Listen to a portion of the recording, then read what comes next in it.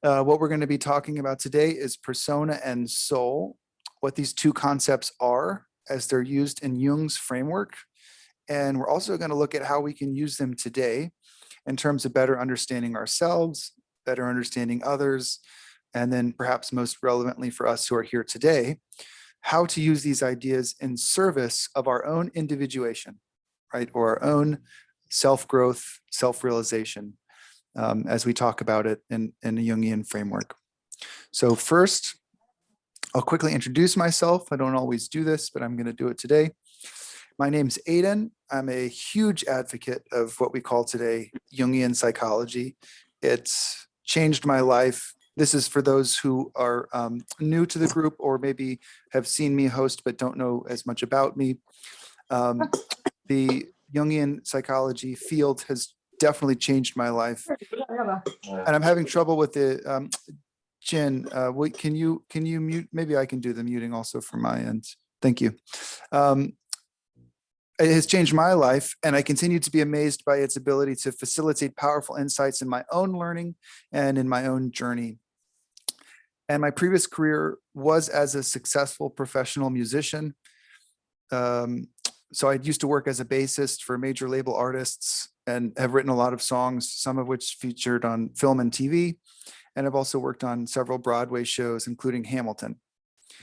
10 years ago, I discovered Jung, and it kind of in an appropriately and meaningful spirally fashion brought me today into the work I do now as a creativity coach, usually helping artists, performers, creatives, or anyone with a dream creative project to overcome resistances and get to work on bringing their creative dream into the world, which is the work that I primarily do now.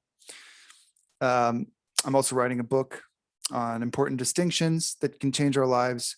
And that kind of segues into our talk today, which is centered around a very key distinction of Jung's. And this is the distinction between persona and soul. Very key distinction. So before I launch into the talk, I do want to invite any of you who are here today, if you're a person who has a creative project, something you've been living with, unable to finish, or something that's been put off for whatever reason, you can find out more about me and my coaching at aidenmoore.com, or you can email me at aiden@aidenmoore.com. I'd love to connect about that.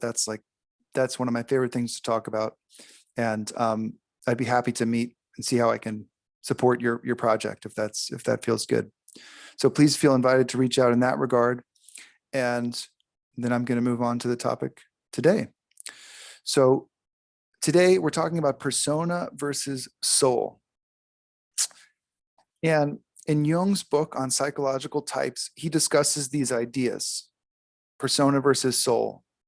And particularly in chapter 5, which is called The Type Problem in Poetry, and also in the 11th chapter where he puts his definitions. He's got a whole chapter, a series of definitions to help make the concepts in the book more clear in regards to how Jung is using them. And one of the problems you find immediately in this book and in Jung's framework is that many of his concepts are using common language. So he's using things like thinking, feeling, intuition, and sensation, which are the ideas that are known as the four functions. But these are all words that we sort of commonly use and have our own associations to. So the definitions at the end of his book, Psychological Types, kind of helps clarify how he is using these terms in a very specific way. So we don't assume that our understanding of the words conversationally is in perfect alignment with his. So just as an example, in his definition of feeling, which is one of the functions, he makes the distinction that feeling is really about the subjective process of valuation. So namely, whether we accept or reject something, or how much worth something has for us. So when Jung is using the word feeling as a function, it's a judgment of value. Just like thinking is a judging function of, rational and logical thought, and so on. He does say, however, about feeling, if it's raised to a certain pitch, it becomes physiological, what Jung would call an affect, probably what we would call an emotional response. So intensity in the feeling function can lead to emotions, but feeling, which is a word that most of us associate with emotion in common speech, is not the same thing as emotion, right? According to Jung. Why do I say all of that? Because when we talk about persona and soul, it's very relevant that we look at the kind of distinction between the common usage of these words and the intended usage, at least in regards to what Jung is saying in his framework, which is what we're going to be using today.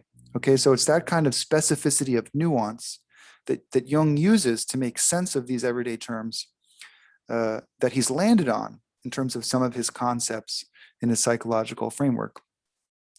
Soul, by the way, is one of these terms, because there are many, many uses of this word, and there are many, many frameworks that kind of give a context for what soul is. And so it's a big word, soul, and you see it in many different ways being used. So today we're going to try to clarify Jung's definition of it and see how we can use it again for this self-development process through a Jungian framework. On the other hand, there are other terms, by the way, that are not so much used in everyday speech, and these are much easier concepts to understand if we follow Jung's definition, because we have many less associations to them. We don't have as many frameworks that sort of get in the way of what he's saying and what we're thinking about these words. So examples of those would be persona, as opposed to soul, as well as extroversion, introversion, archetypes, and the collective unconscious. You know, Jung essentially coined these terms in a modern context, and they have much less competition in terms of their usage in modernity as something like feeling and soul. You know, at least that was the case when Jung coined these terms. So in today's topic, we have one concept that will be rather easy to talk about, which is persona, given its less commonly used reality. And we have a concept that will be very hard to talk about, which is soul, because we are all going to have our many associations to it and have our own thoughts about it. So my invitation for you today is to try to suspend your pre-existing conception of what soul is, so that you can make some space for how Jung was specifically using it, and so that we can play together how we might be able to use this concept of soul from within a Jungian framework, you know, in our own lives. And in fact, what I would love to do, and this will be fun because we have a small group, or not too large of a group, I should say, we can do a, each of us take a moment, and if you want to, type into the chat your definition of soul. It'd be interesting to see in this group how each of us is conceiving of this term. So what is your current conception of soul, or how you conceive of it, what your definition is? I would say try to make it concise, but just go ahead and put it in the chat if you would like. Be interesting to see what the conceptions are that we're bringing into this group around soul. And it might also be fun to get it out, right? To voice our own conceptions, our own thoughts, and see if that makes some space for taking in what Jung might be saying when he uses the word soul. So I love this. Yeah. Spark of the divine, endowed human form, energy connection between all things. Those are beautiful. And feel free to share yours. Yeah, part of yourself that surpasses your ego. Great. So, and you can see also immediately, we did this exercise the other week on our associations to money. And you see, you take one word and people bring so much material to that word when they're using that word. Inner awareness or consciousness, so little piece of God, best self, musical DNA.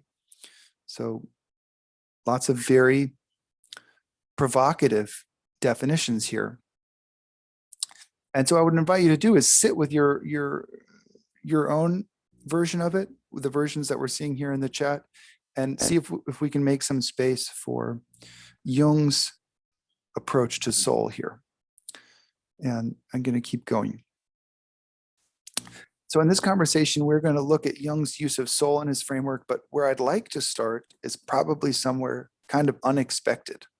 So where I'd like to start is a principle that we get from Jung that could be called the tension of opposites.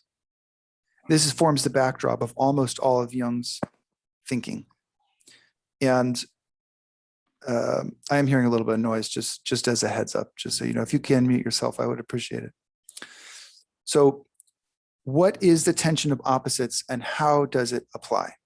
I actually had a hard time writing this section because so much of Jung's work is wrapped up in this idea. That's why I wanted to start here. But he also uses so many references to make this points that any of them might feel kind of random or abstract or esoteric if I start with any of his references. So I just want to start simple about this. There are basically two aspects to Jung's idea of the tension of opposites, two aspects to this. One is that the principle of opposites explains our capacity to even understand the world in the first place. That's one aspect of the idea of the tension of opposites. It gives us the capacity to understand the world in the first place. So you could say that many concepts we use in our lives are only defined by the reality of the equivalent opposite concept. Light as a simple example, it's one of the easier ones. You say light as a concept only has meaning in relationship to the concept of dark. I see somebody put in the chat order and chaos. That's a wonderful example. It's exactly right. So you could say, in the light and dark example, if all of the world was light and there was no dark, we would have no need for these two distinct words. There'd be no need for it. All world would be lightness. All that is would be lightness. And there would be no word necessary to differentiate the state of all realityness. Why would you differentiate that? It's all that you know. It would be like a fish in water. You know, there's a famous saying, I don't know who discovered water, but it definitely wasn't a fish. That's a playful version of this idea, but it fits because a fish doesn't have any anti-environment to measure its reality against. There's no anti-water environment for a fish to live in. So having the tension of opposites as a capacity to understand, and it's to understand through contradistinct realities like light and dark. You could call them opposites. You know, this could be said for many other things. We have yin and yang. We have finite and infinite.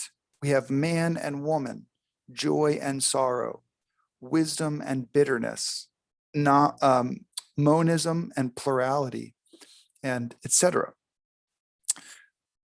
So you could say each of these pairs really only has meaning in their relationship to the other word in the pair, just like light and dark, because each is defined by the relationship and distinction, the relationship to and distinction from the other. Okay, so that's the first aspect of the principle of the tension of opposites.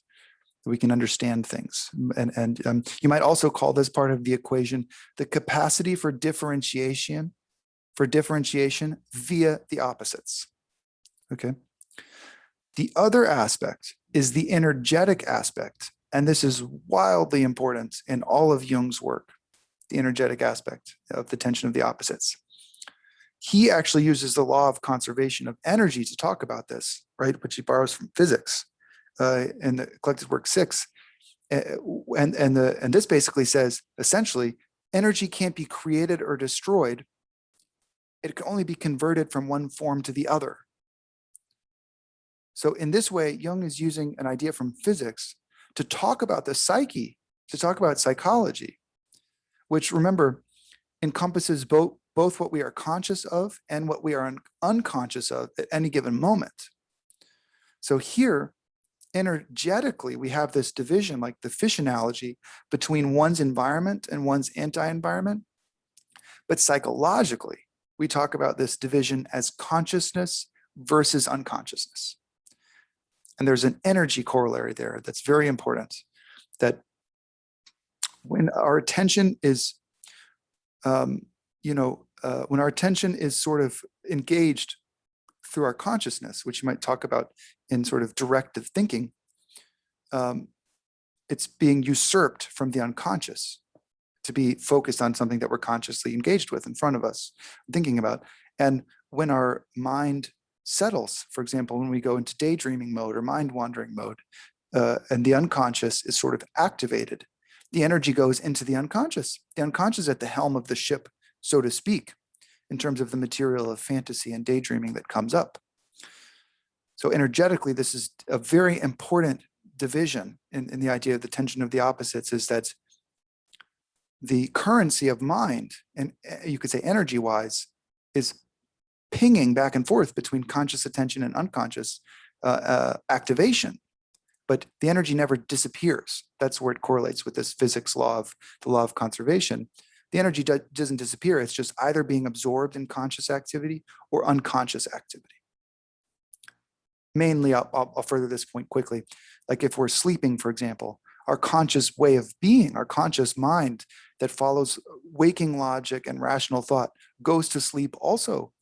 That waking human mind consciousness is turned off temporarily, and the unconscious aspect of one's psychology that's normally very quiet in waking life takes the foreground. And now that is where the energy of the mind is being used in the landscape of unconscious material. Okay, so we have in the principle of the tension of opposites the ability to differentiate reality based principally on opposites. And we have the energetic dimension, which shows how energy is not, cannot be created or destroyed, but it can be changed in form, which psychologically has huge implications in terms of consciousness and unconsciousness.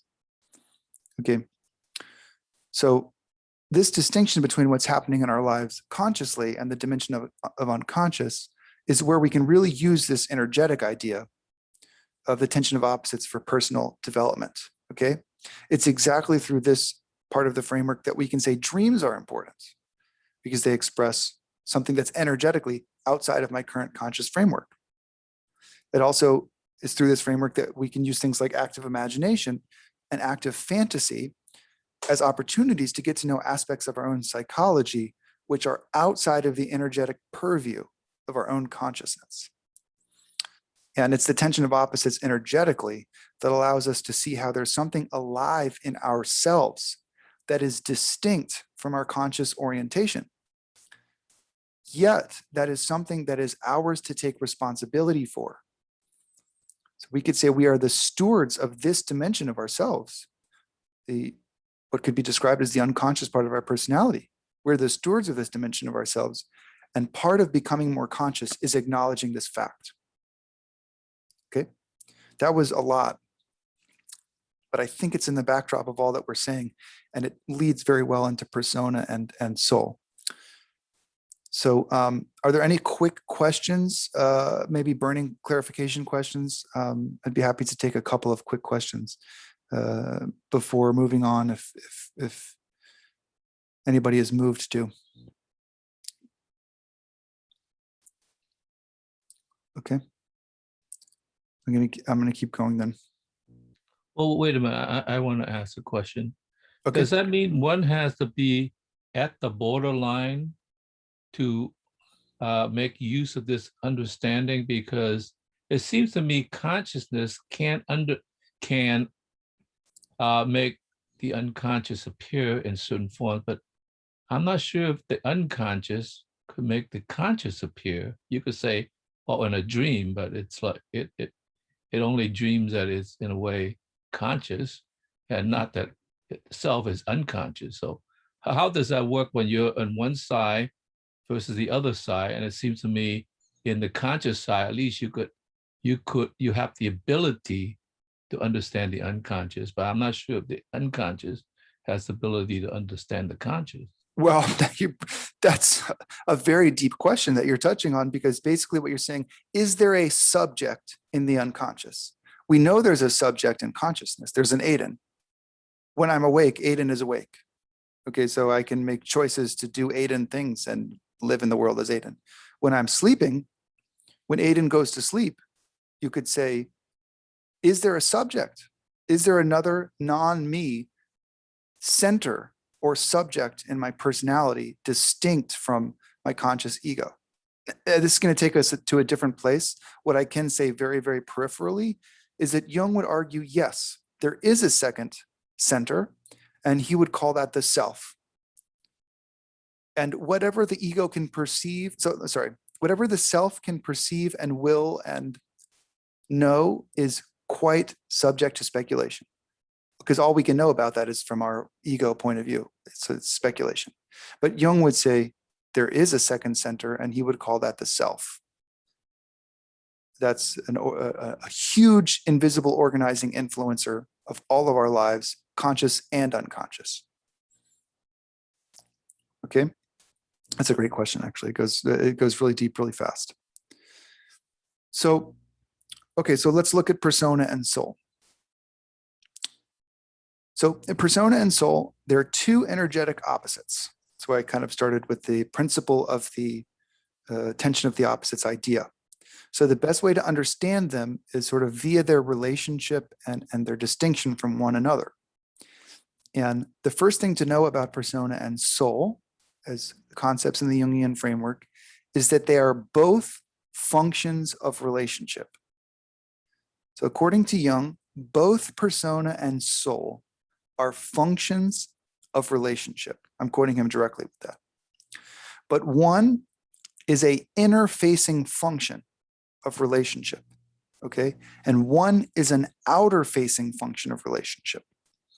So that they're both functions of relationship, but they're facing different material. They're facing differently. So the persona is the outer-facing function of relationship, okay? And I'm going to have, by the way, many places where we stop and do questions. So if I miss somebody or something gets unaddressed, it will get addressed at some point. My apologies. But until the next break, I'm going to keep going. So the persona is the outer-facing function of relationship. The persona is the outer-facing function of relationship. You could also say it's the function of empathy and relating to others. And essentially, it helps us build bridges relationally to the outside world. So it comes from the Latin word for mask. You probably saw this in the description of the event tonight. And it also is a word that means a character played by an actor, persona. In Greek theater, they use these exaggerated persona masks to make it clear to the audience what role they were playing. And psychologically, this is very apt as an understanding of the function of persona, because it helps us take on the roles that we play, both professionally and personally. And it helps portray to others in such a way that we also can live in a shared reality about who is who and what is what. Okay? It's an outward facing function of relationship, allows us to know who is who and what is what, and what has value ultimately. Jung said the persona, or what has value collectively, sorry, I should say. Jung said the persona has two purposes, really. Okay, on the one hand, it's to make a definite and intended impression on another person, and on the other hand, to conceal the true nature of the individual. That's where we get into soul territory, okay? And that is the function of persona according to Jung. As a function of relationships to the outer world, it allows us to make the impression that we want on others, or we intend to make. And it also conceals the true nature of us as individuals, which is exactly what the masks do in Greek theater. Okay? And that takes us into the soul territory. Soul is the inner-facing function of relationship. So soul is the function that helps us build bridges to the inner world of our own depths. And I'm hearing some zipping and some noise, guys. If you could mute yourself when you're not talking. It's the function that helps us build bridges to the inner world of archetypes. Okay, it's the inner world of our depths and interiority. Sorry, which is where we find archetypes. And so the soul is the function of relationship that helps us build bridges to the shadow. It helps us build bridges to the anima and the animus. And it helps us build bridges to the self. And this is a much harder idea. You can see it immediately brings up other Jungian concepts, these archetypes. And we'll deal with this later in more depth today, hopefully. But the very basic idea is that the persona is our bridge, or our function of relationship to the outside world. And the soul is our bridge, or the function of relationship to our inner world. That's the distinction. So I find it's helpful to further make this distinction by thinking of two discrete categories. This helps me, and I'll give it to you in hopes that it will help you also. Okay, the two discrete categories are me and not me. And this very simple distinction is much easier and more intuitive to consider when we think about the outside world. You know, we can conceive of discrete entities that are not me when looking at the outside world. You know, I can look at my desk, I can look at my lamp, and I can very easily realize these are discrete entities that are not me. And I'm just separate and distinct from them. People, on the other hand, although this is psychologically more complicated to separate into the discrete me and not me categories, people can also be looked at outwardly in this way, right? I can say, I am Aiden, so that's me. And then I look at it and I see Phil. Phil is not me. Diana is not me. Steve is not me. Seemingly, that's very simple on the outset. There's a very distinct me and not me category in the outer world in regards to people, just like things, okay? By the way, certain spiritual and religious perspectives can make this very blurry, the distinction between me and not me, but we're not going to dive into that quite yet. On the other hand, here's how we look at soul stuff with the me versus not me attitude. Same me versus not me, but instead of outward facing distinctions of me versus not me, it's inward facing distinctions of me versus not me. So that's where the shadow, anima, animus, and self come in. And these are aspects that are basically, oh, sorry, I skipped something that I wrote here.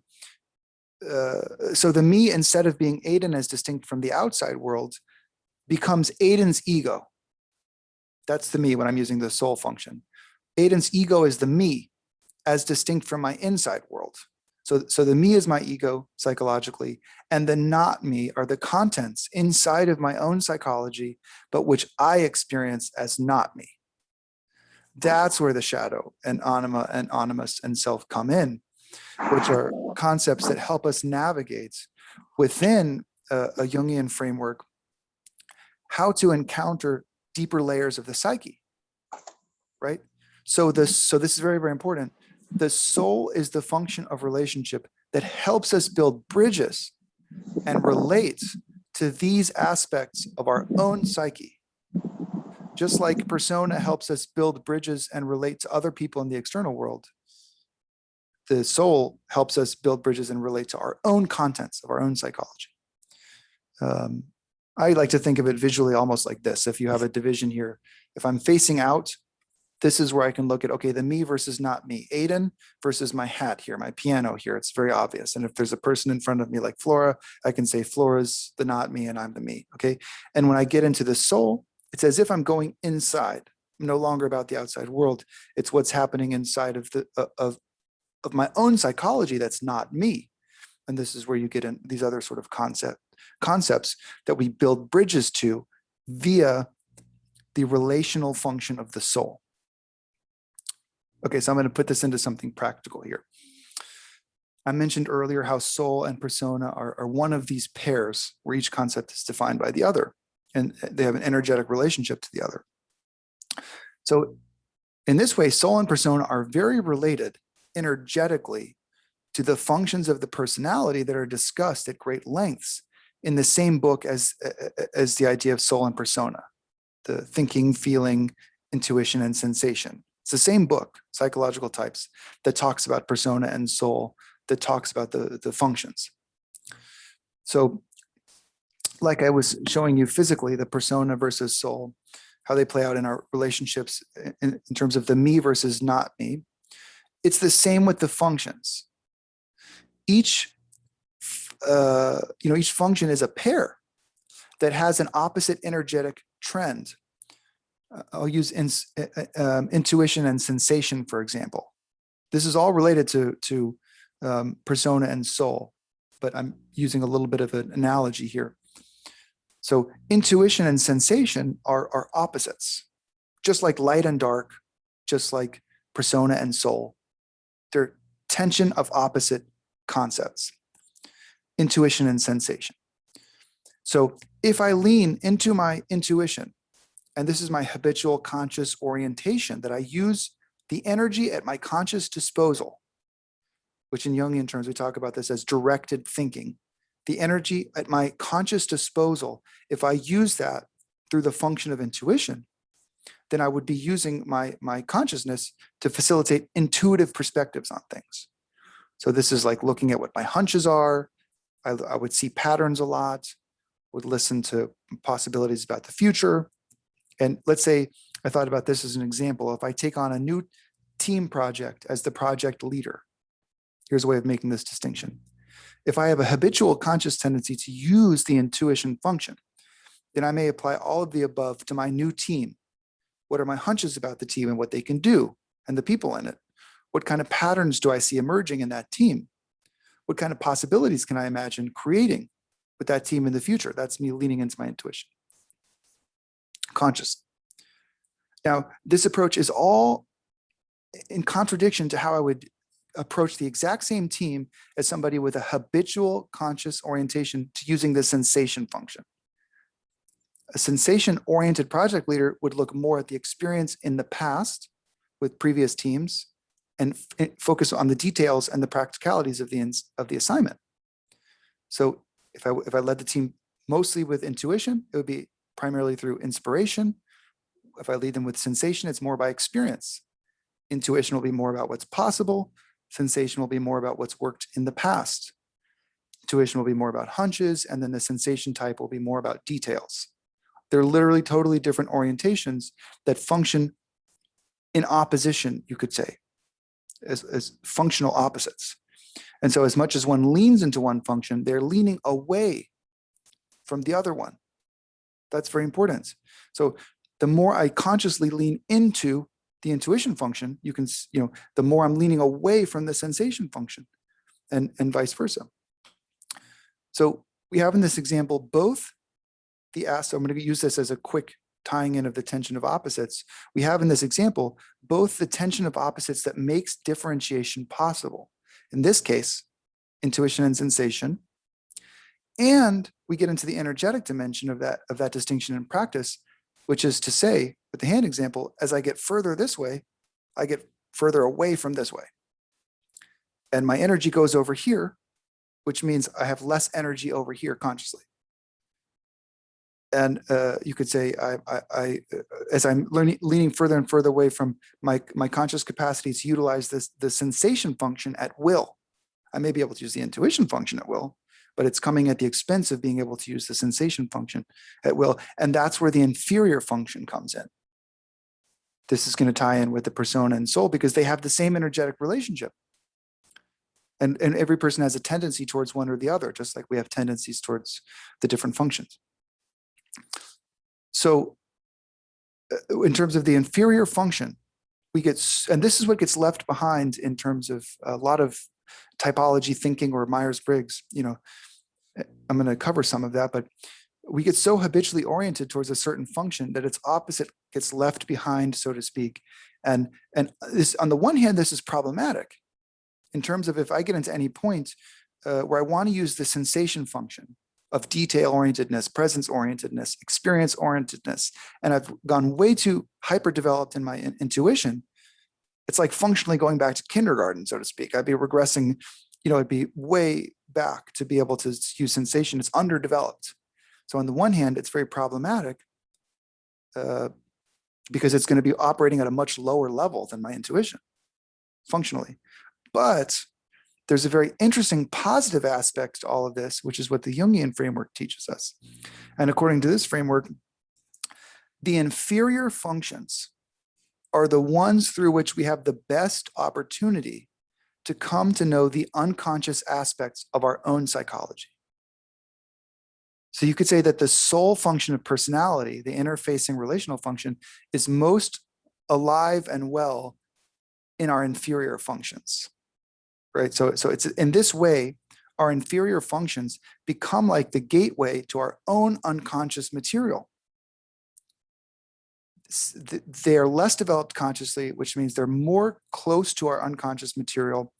And being that the inferior functions are those functions where our conscious discernment holds less sway, then, like, remember if I'm thinking about it being overdeveloped in my intuition, then my sensation function becomes the entry point for my own soul material. And that brings us back to the soul and persona dimension. Is this making sense so far? Phil, I see your hand up. Yeah, I had. This is an important question. I hate interrupting, but it's so important. It seems like he's taking a deep dive into responsibility to a certain degree, because the Greeks actually did understand soul, but understood it in a different way, because they understood that the self, there's a deeper self that is guided by destiny, which they call destiny, which is actually, in a sense, Jung's term of soul. But so therefore, when Oedipus acted, he acted as the conscious self who understood that he understands the world, but in fact, standing behind him is the gods who actually is manipulating and controlling the soul part. And so therefore, that God is always present in a sense to make the whole of the self a whole. But on the other hand, now Jung is asking us to, in a sense, take the responsibility of the soul and not leave it to God, so that we have sort of control over that part rather than the soul. Now, some people would be reluctant to take that responsibility and leave the soul to the hands of God. So it's kind of an important point. So I'm sorry I have to break in and ask you about that. Well, can you frame it in a concise question, and I'll be able to address it better, I think. I don't know if I can. What I mean is, like, if the soul is deeply within us, in fact, is not necessarily destiny, not necessarily controlled by the gods, that we actually have the capability of actually being in tap with that and utilizing it as a part of our function, as well as our conscious persona, which is also operating. So therefore, it's actually both part, in some sense, is an internal expression of the external that could be utilized. Yeah, well, so here's what I can say to that. On the one hand, the Greek definition of soul is likely in many ways going to have its own implications and its different frameworks than analytical psychology. That being said, something you do bring up, that's another tension of opposites. I think this might speak to your question. I don't know yet if it will speak directly or indirectly, but one of those pairings is fate and will. That's one of those pairings. So a person who leans into will is, you're talking about leaning away from fate. And a person who lives their life according to fate is leaning away from will. Yeah. And there's many implications in modern psychology that talk about this in terms of all kinds of things. But you could say, fate drags the willing and guides. So sorry, I think this is Heraclitus. I don't remember exactly, but fate drags the unwilling and guides the willing. So you could say fate is a very complicated topic. It's a very,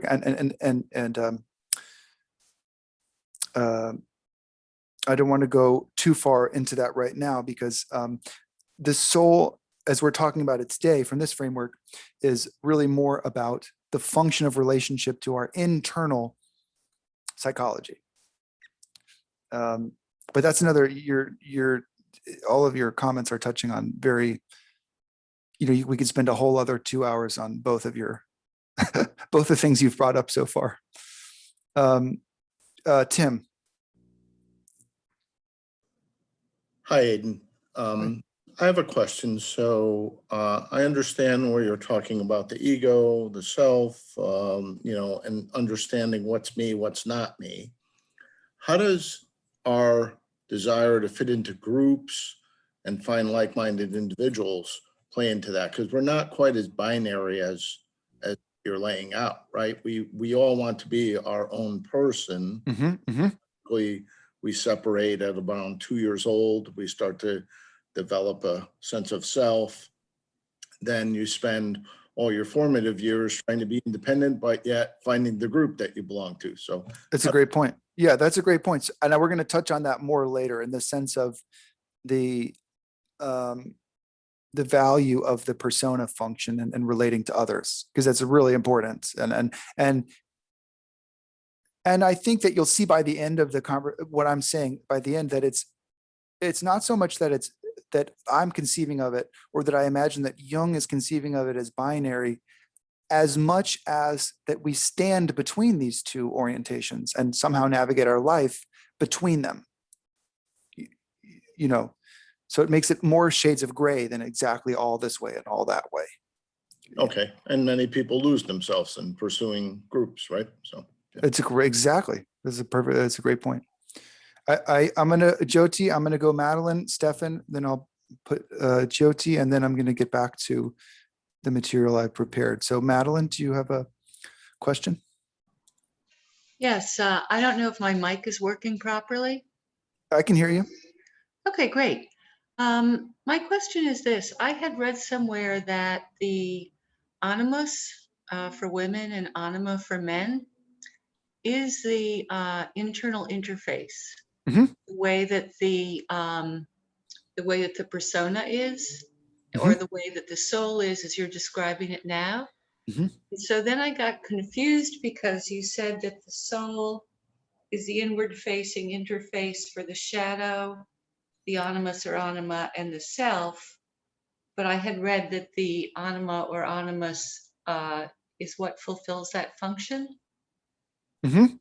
As a psychopomp, certainly. I mean, the thing is, anytime we talk about this theoretically, we're going to lose the nuance. It's just going to be such as a fact, has been my experience. But the idea is that there's some sort of function in the personality, whatever term we use, that helps us face our inner contents. That's sort of the psychopomp that gives us a guidance towards our inner landscape, just like our persona helps give guidance in terms of outer landscape. And like Tim brought up a really good point, is finding groups and being able to fit in and having relationships, these kinds of things, very important navigational tool, the persona in the outer world. So whatever term we want to give that as the inner corollary, I'm open.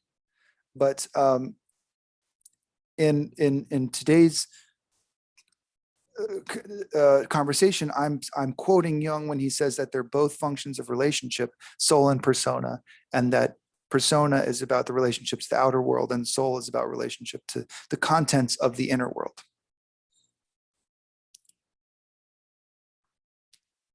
Hopefully that's helpful. I don't know. It's tricky to give terms to all these things because it's all empirical. So you know, it really does become problematic, and the definitions become both necessary and confusing in my experience of them. Stephen or Stefan? Hi. So is this kind of like the Jungian concept of your shadow? Like if you have a person who is, I think you said, more predisposed, for example, to being in touch with their unconscious, and they're not so much in tune with their consciousness, or vice versa, would their facing of their shadow be to go to that opposite side? Well, the shadow is basically, you know, it's like the first layer of it's the most accessible layer of the unconscious when you're looking at depth psychology. So it's sort of like the shadow, you could say, would be relevant for both somebody who's persona oriented, which we'll get into later, and somebody who's soul oriented. So, you know, the very interesting thing is that it's all about what's currently unconscious in a specific person. So somebody who's extremely extroverted or extremely persona oriented and very identified with their roles, their job titles, their credentials and these kinds of things, and making money and these kinds of things, you could say that type of person might first encounter their shadow as realizing that there's more to them than their roles, and that they have more going on inside of them, and that the soul will be guide to that realization. You know, on the other hand, somebody who's very absorbed in internal pursuits and exploits of introspection, right? Soul orientedness, where they're spending a lot of time going inwards, then what might go into the shadow for such a person, if that becomes habitual, is maintaining real relationship ties to the outside world. So shadow is always specific to the exaggerated circumstance of the individual. And this very much relates to that, for sure, I think is probably the roundabout answer. Does that help? Yeah, I think you're saying that the answer is yes, and I'm following with what you're saying. So, yes, shadow is definitely related. It's the first layer of the unconscious, where if somebody gets too exaggerated of a personality in any form, where they're going to encounter the shadow is the part that's been left behind. And in this context today, persona and soul is where we could certainly talk about that, where someone who's too persona oriented, quote unquote, will find their shadow probably more in a soul space, and somebody who's more soul oriented will find it more in a persona space. Okay, thank you. And then Jyoti? Yeah, I'm a little bit confused about intuition and sensation, because in my definition, intuition also comes from past experience, and you're saying sensation is past experience. Yeah. So can you explain a little bit to me their role in persona and soul? Yeah, well, the tricky thing is, because I wouldn't necessarily take it on to change your vantage point. Your vantage point probably works very well for you. But I think in terms of when I got certified in Myers-Briggs, for example, that's often what comes up in that typology is that intuition is more based in inspiration and ideas and possibilities and patterns and hunches. And sensation is often described more about detail orientedness and experience so inspiration versus experience is one of those pairs. In the Myers-Briggs framework, those are two pairs like persona and soul, experience and inspiration. But it takes us off topic in terms of it may to the point that that's related to persona and soul specifically is only by analogy. It's not conceptually pertinent to persona and soul. They're where it's related is because they're two other pairs of opposites. And again, I am sticking with the basic Jungian framework. There's many frameworks for intuition, and yours might be as empirically valid and true for you. So we probably could go get coffee and have a long talk about intuition, and I'd be very interested in that. But today it's hard to say how to make an argument differently. So I'm gonna, for now, keep going because I'm realizing the time also. And I wrote many more pages. We probably won't get through all of it. Okay, so here's the next point. Here's what happens from everything we've talked about so far. Here's what happens in midlife very often. We have some kind of crisis that tells us that our old way of doing things is not working anymore. This happened for Jung in his late 30s when he had his break from Freud, and suddenly he found himself quite isolated from the fields and people he had recently been associated with, which was the psychoanalytic community. And he had a very powerful moment of solitude, which is where he began working on his Red Book, which is around the same time he was working on psychological types. Again, the functions and persona and soul is all related to this period of his life.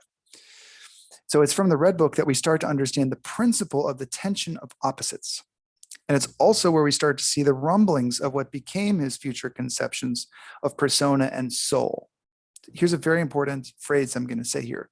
In the Red Book, he roughly puts the persona as the spirit of the times, and he roughly puts the soul as the spirit of the depths. And this is what he says. This relates to actually really to what Tim was saying. I think you might relate to this and may come back to this later. In the Red Book, he describes the spirit of the times as not the ultimate truth, and the spirit of the depths as not the ultimate truth. but that the supreme meaning stands between and ideally contains the other two. That's the ultimate thing of value. Jung talks about this as symbolism in terms of the symbol. He talks about this in terms of the transcendent function. He talks about this in terms of individuation. He talks about this in terms of assimilation of the unconscious. So you could say there's many ways he talks about this, but the main thing he's talking about, and it's very hard to put into words in some cases, is that on the one hand, we have the persona outward facingness, and that's not the only thing that's important.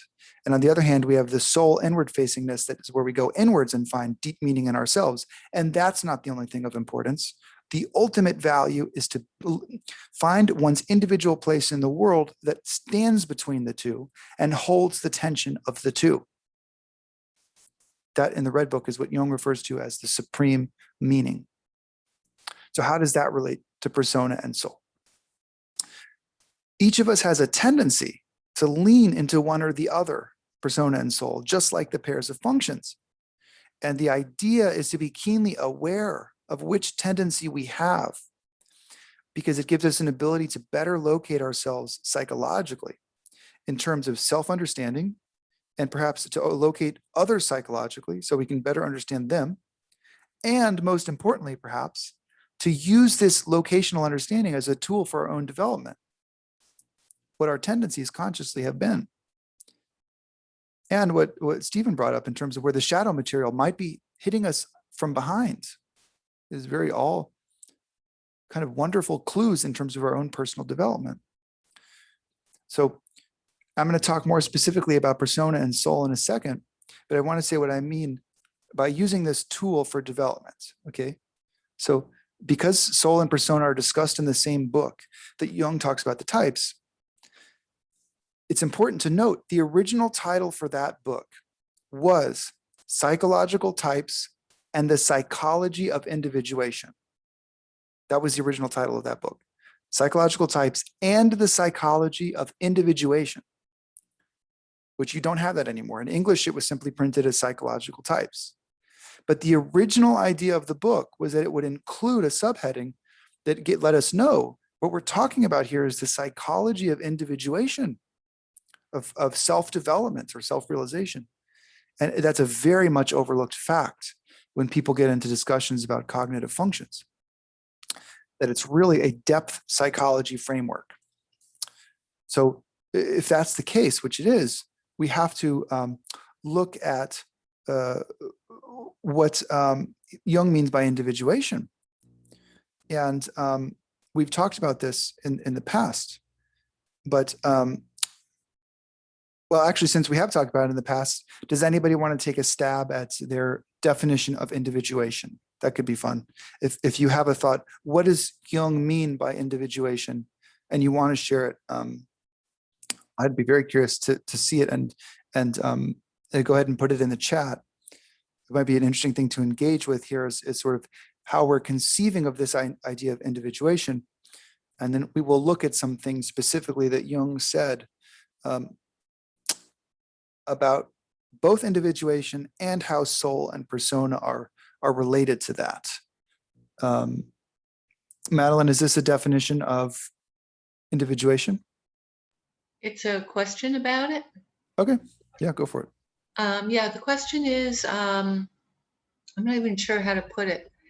Is there an archetype of individuation, or is individuation an archetype? In other words, is the entire process of individuation, is it also an archetype? I don't even know how to explain the question. No, I think I understand. I would say that individuation is more of so Jung talks about it as a process and a goal. So, and it may be related to the archetype of the self in this way, and I'm kind of spitballing here. The self seems to have a dynamic impetus towards wholeness. And so you could say that there's that individuation speaks to the self's dynamic impetus towards wholeness, but I don't know if I would say specifically that individuation is an archetype. I think it might be the expression of archetypal processes, whatever that means. Oh, I see one definition of individuation here too. A couple of them are coming in. This process of transformation where personal and collective unconscious are brought. Oh, interesting, from Wikipedia. See, that's interesting. We can see what's being sort of broadcast on Wikipedia. It's a process of transformation whereby the personal and collective unconscious are brought into consciousness. Yeah. Okay. I think that's a fact. That seems like a factor of it. Mitigating your perception of yourself with your role in the world. That could be, it sounds like a factor of it. And Selecki, the movement of a person towards their teleos. Individuation. I like that too, in that it points to the purposive dimension of it, or the forward motion of it. Individuation happens when we accept all aspects of ourselves. Man, right? Acceptance. Interestingly, there's a new Gabor Mate documentary came out last week called The Inner World of Trauma. Does he talk about acceptance? He talks about some interesting needs. Attachment is one of the two needs. Now it's blanking me, but I wonder if acceptance is one of them. That's why I just thought of that. Kabbalah, God as a verb, separation of self. Yeah. Okay, cool. Knowing oneself, actualization. So it's Wisdom of Trauma. It's a great movie. Maslow's self-actualization. So is this related to the definition of individuation, Stefan? Because I'm about to launch into that. Yeah, I was just going to ask a quick question. Is this kind of like, is individuation kind of like that tension of opposites you were mentioning earlier? Yes, but maybe try asking the question in a different way, because I want to respond to your specific question. And I could go many directions with that.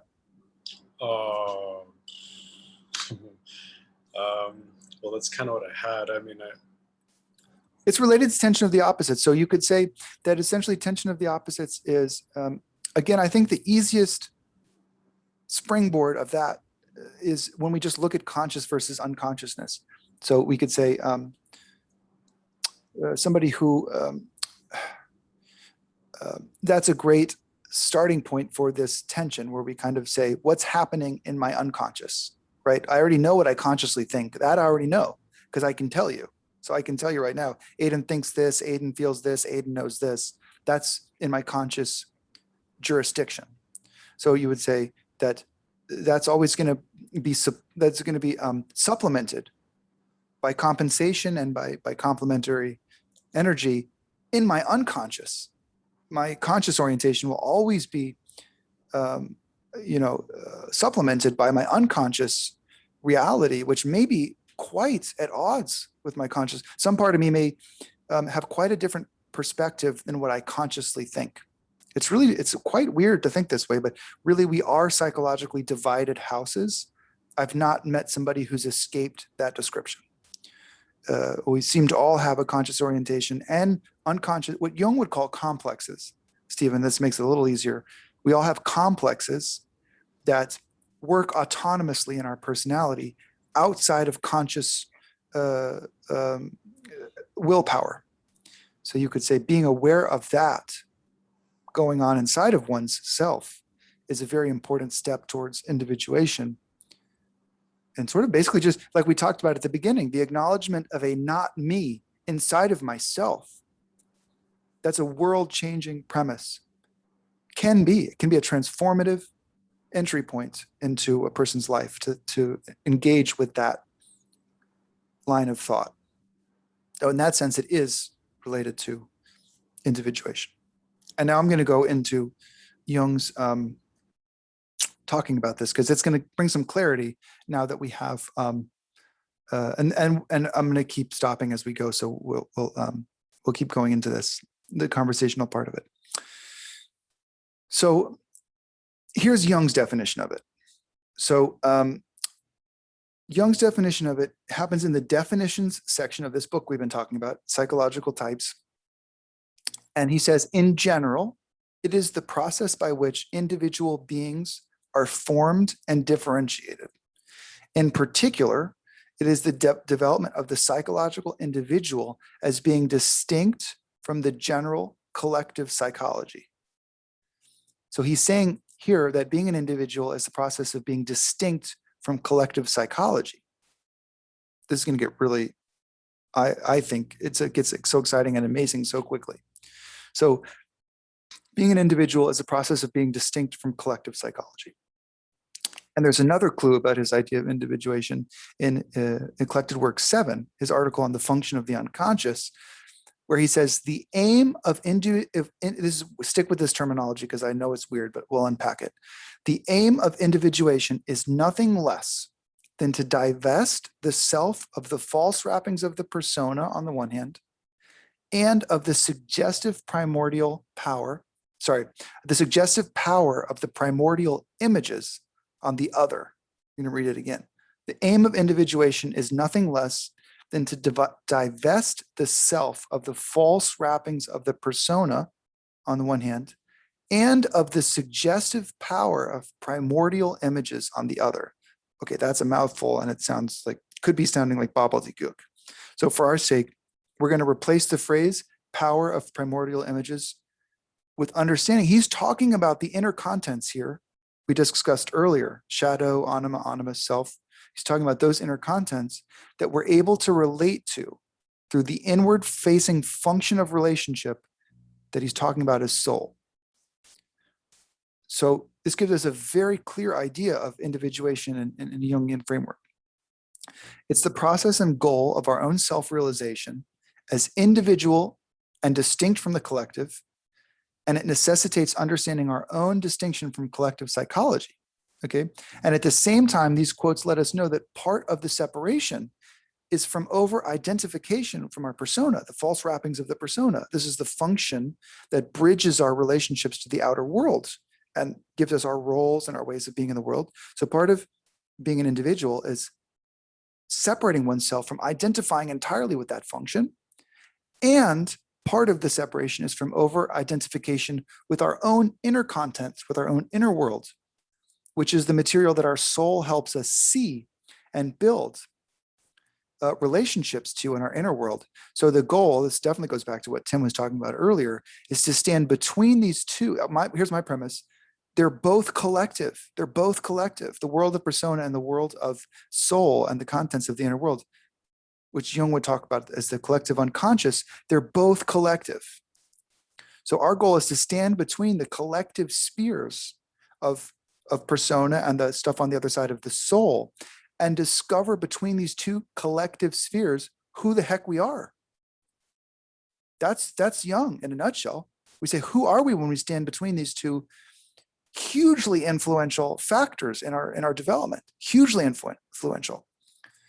So individuality is to be a person who exists between two collective forces, vying for their attention and saying, but who am I between all of this? So I get very excited about that because it seems so real to me, and it's not talked about very accessibly by Jung, or oftentimes even people who are Jungians call themselves Jungians. So in the concept of persona, if we take back into persona for a second, it's the spirit of the times. So it's how we adapt and learn to live. This is the powerful magnetic invitation of the persona. Okay, it's how to adapt and live based on our culture and based on the time and place that we live. So the persona function helps us find our place in the world, helps us find generally valued and recognizable job. It helps us forge relationships. It helps us belong to groups and institutions, and as they are prescribed in the time and place that we live. And so what's collectively valued in culture is what gets to us via the persona. And it's what we get to via the persona, right? That's the bridge.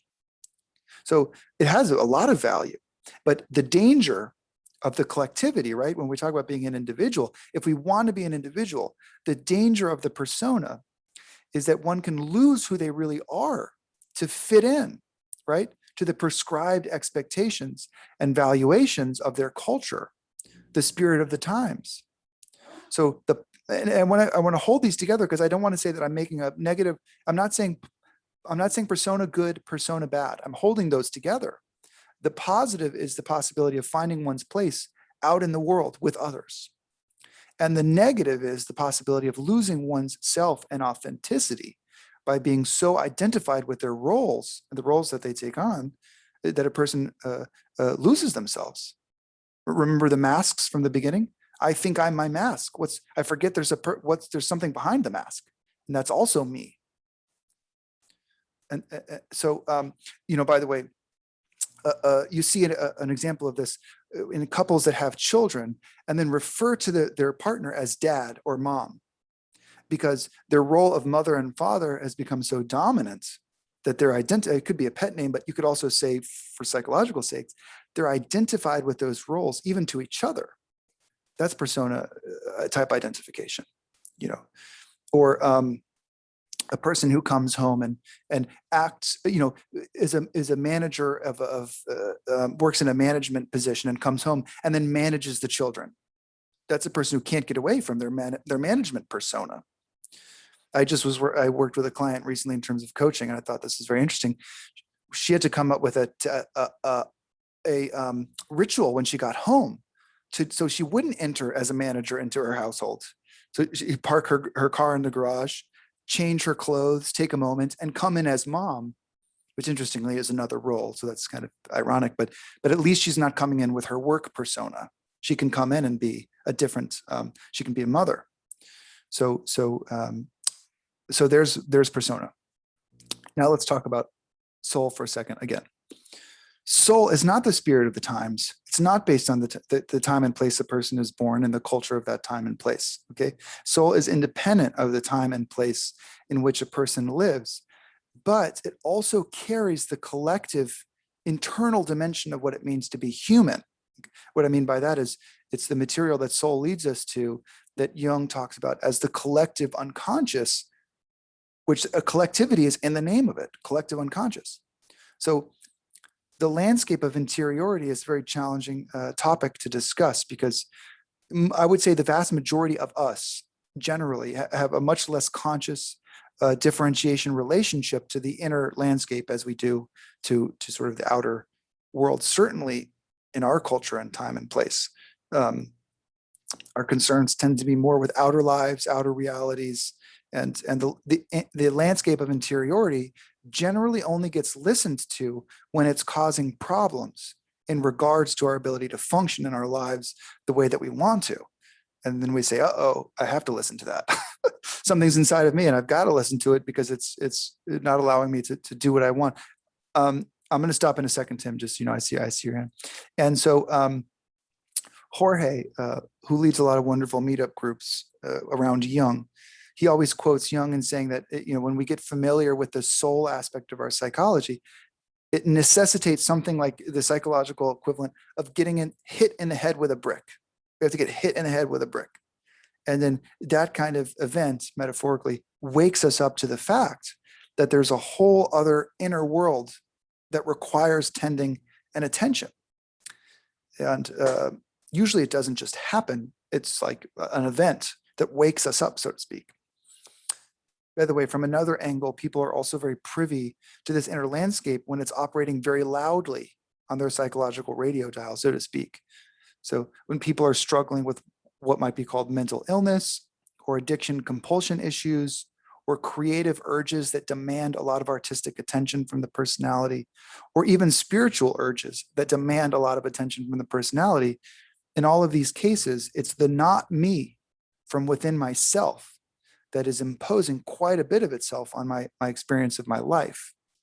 So somebody who lives that way with a lot of not me demanding my attention and my mood and the experience of my own life, that would be a soul-oriented personality. Yeah, and actually I can take a break here. So I apologize for not knowing. I want to kind of keep it in order, and I've completely lost order I think that I know Phil had raised his hand earlier. Phil? Yeah, it seems to me that it is really the tension between the two, because it almost boils down to the problem of the chicken and the egg. Because on the one hand, whether it's the persona or the collective unconscious, it could only manifest in the individual. So therefore, that is the primordial force. But on the other hand, what happened is the collective then becomes a kind of a means that produces this collective unconscious, or the spirit of the time. Then it seems to me it funnels back into the individual. But the site is always at the very beginning, it seems to me, begins in the individual, because that's a specific manifestation of the collective, whatever it may be, before it could be funneled back, whether now or in a later generation. So therefore, in a sense, I think you have to respect the manifestation of the individuation of the specific in relationship to the collective, but you also have to respect the reverse penetration of the collective to the individual. That is so true. We're in 100% agreement with that. And that's the art. That's part of the art. You don't want to be such an individual that you say, I don't care what other people are doing. You could be a very, you could live a quite problematic life doing that. But you don't want to be so absorbed in what everybody else is doing that you don't know who you yourself are. So you really do stand between those two poles. And I think you're absolutely right. I think it's worth saying that they both have value, and they're both part of the equation. I would say so. And Tim, I saw you raised your hand. Thank you, Aiden. So when you were talking, it made me think about something, and you just actually hit on that point that I was going to ask about, was that I've read a lot of Stephen Covey also. And so Covey has this concept of, the self and knowing yourself well and building in values and beliefs. And then you have all these roles and not losing yourself in those roles.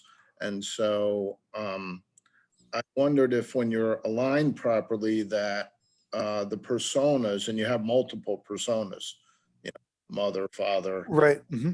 manager, like you mentioned, when you're aligned properly, aren't the personas a way of you expressing your beliefs and actioning your beliefs in a way? And so you're aligned, not necessarily good tension, but not at odds with each other between personas and your soul.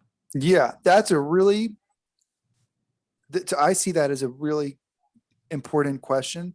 And it's hard for me to answer because I think it's such a fine line. It's almost like, on the one hand, yes, what you're saying, I would say, yes, very true. And on the other hand, I also want to say, like, a cautionary point, which is that you could say, yes, that's the goal,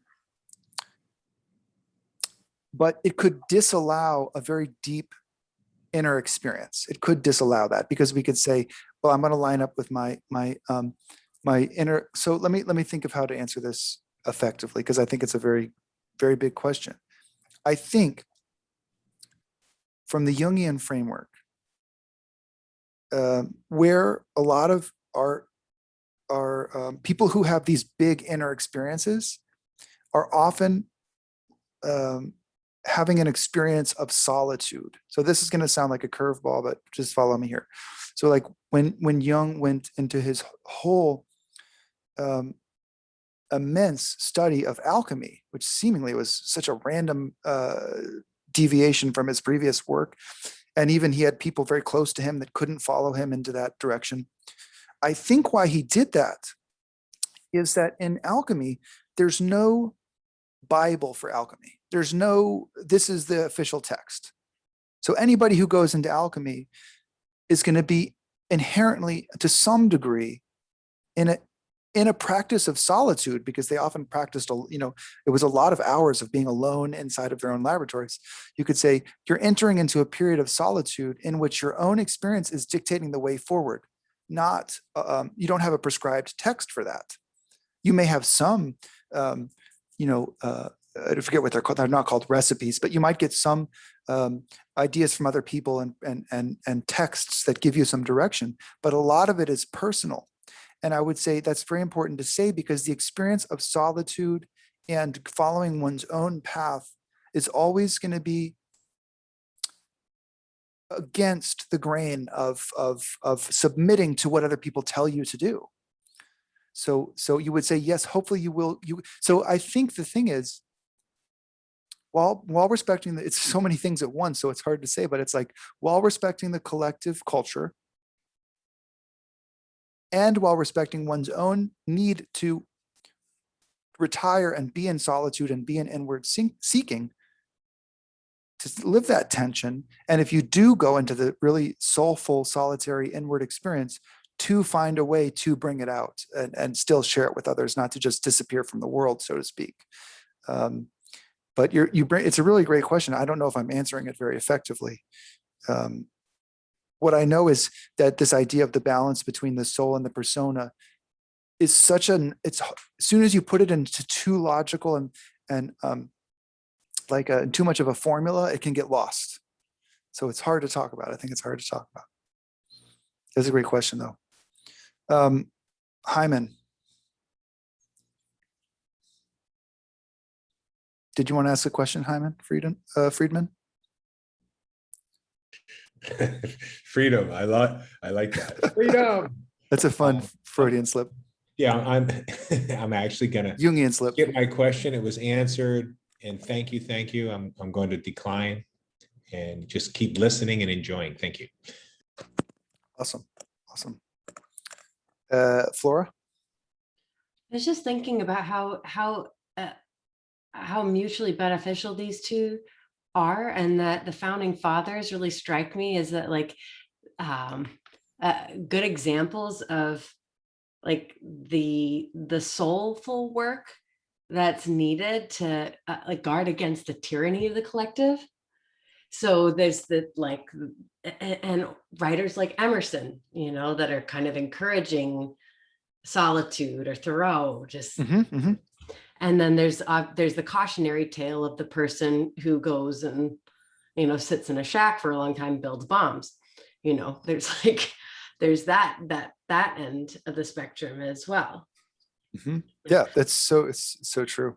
And the other thing I was thinking of, as there's a famous mime, I think he's deceased now, Marcel Marceau, whose famous performance of the Mask Maker illustrates the persona getting kind of calcified, stuck on there. And so I'll put the link in there because it's kind of it's a neat artistic illustration of this. Oh, cool. I love that. I have not seen it and would love to see it. That's cool. So if anybody wants to check that out, the link's in the group chat now. And Madeline, I see your message, which it's very intriguing to me, and I can relate to that. How an artistic pursuit can be a not me. I could say a lot of things about that, but I think it's one of the reasons I like working with creatives as a coach, because part of the very deep aspect of that is the navigation of the not me dimension of the creative urge, and how to manage that, the creative impulse. I mean, some people can go mad. So actually, one thing I want to say, it relates to your comment, Madeline, and what you just said, Flora, is that von Franz, right, as we're speaking about these different tension of opposite and that principle, von Franz says that creativity is the opposite of madness. So in this case, it's the same spectrum. So the same material that could cause a person to go mad is the same material that could inspire a wonderful artistic venture. And it's only the ego's relationship to the material that colors it so.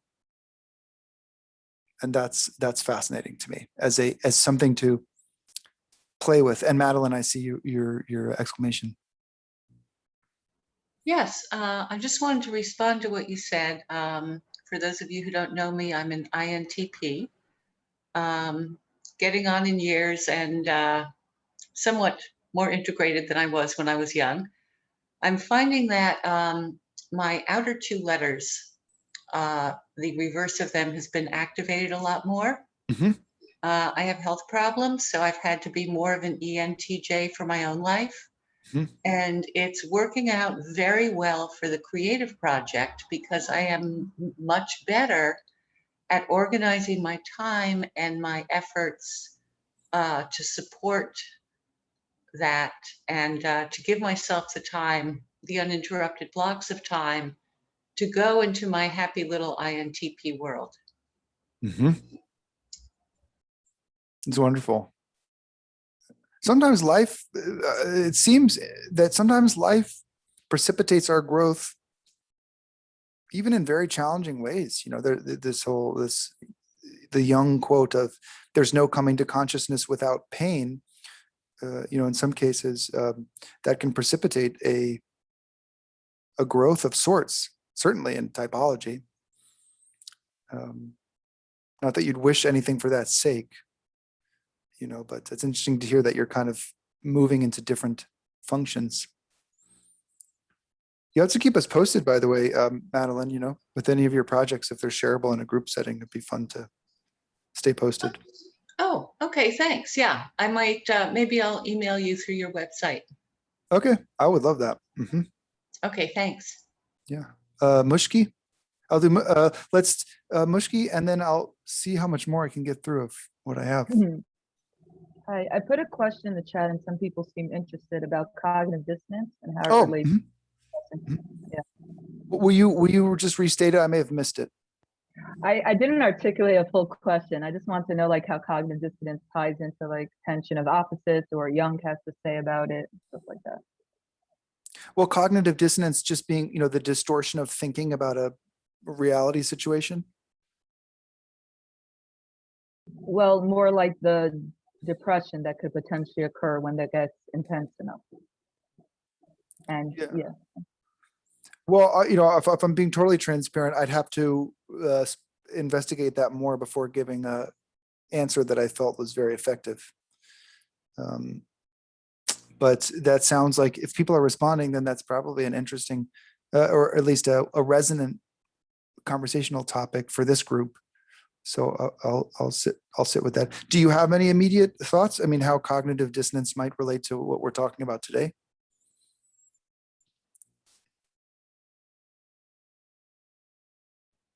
I don't. I have a lot in my head. I would love for someone to take a shot at it, and then maybe I'll input something as well. Does anybody have an immediate sense of how cognitive dissonance would be well related to this discussion? I don't want to drop the ball, but I don't want to sort of answer it willy-nilly because I try to be thoughtful with my responses. And I don't know enough about that. I'm actually just pulling it up on my computer so I know that I'm talking about the right thing.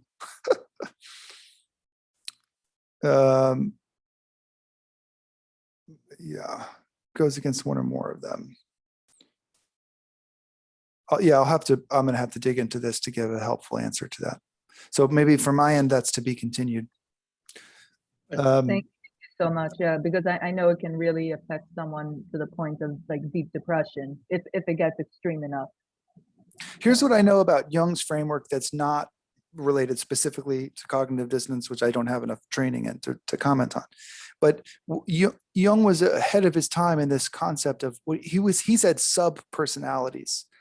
And you know, what's the quote like in Romans 7, or you know, it's like I do what I don't want. I have that somewhere in my notes actually, but this idea that what our conscious intention can be, our actions can be against our conscious intention, and we can want for something and still act differently. So Jung points this out as the idea that we have what he early on calls sub-personalities, and which he also, you know, comes to talk about as complexes when he discovered complexes in the word association test, which is to say we truly have energetic subpersonalities is a strong, if you think about disorders more as a dimensional framework as opposed to a categorical framework, then you could say the complexes are the same kind of ideas that could lead to something like dissociative identity disorder, but in sort of a lower at a lower volume. And so in that way, we really are operating with a conscious will and a conscious thinking and a conscious desire that could actually be against another part of our own psychology. And it depends on the complex, the strength of the complex, how much of our life energy that complex is usurping from our total personality. So hopefully that relates. I'm far more aware of the Jungian framework. Thank you. Some people put explanation points, maybe they want to comment, but one example I can think of is when someone grows up with a fundamentalist religion, very extreme religion, and they start to not really believe it anymore. So they're still performing all the rituals, all the actions, but inside their head, they have all these questions and they don't really believe it. And that causes extreme tension. And I grew up Orthodox Jewish, so, and I left. So I have, I know a lot of people like that. Mm-hmm, mm-hmm, mm-hmm. And would you say the dissonance comes from living sort of in an outwardly living inauthentically to what's really going on inside of you? Is it an authenticity resonant kind of issue? I would say so. And and having to like always be playing an act and being someone you're not. And there's just so much to it. There's just too much. And so conversation for another time, but I think it's related to what we're discussing, but maybe a veers off topic. I think what you're saying is very relevant. Oh my gosh, yeah, it's it's almost like you almost just spoke to persona and soul in your own example of your personal cognitive dissonance challenge, right? Where it's like wanting to fit in, that's a persona function, but having something authentic that's true to you, that would be more of a soul function. Jung's definition of loneliness, this would be fun to put into the chat because it's is quite interesting. It's not intuitive, but it speaks a little bit to what you're speaking of in terms of cognitive dissonance. Jung's definition of loneliness is that it does not come from having no people around one, but from being unable to communicate the things that seem important to oneself, or from holding certain views that others find inadmissible. You can be a person around a lot of people and feel very lonely. It's that you're able to express those things that are important to oneself, and or having views that you think others would deem as inadmissible. Then that's very isolating. So the impetus to fit in against one's own authenticity is very strong. That's the negative side of persona that we were talking about earlier.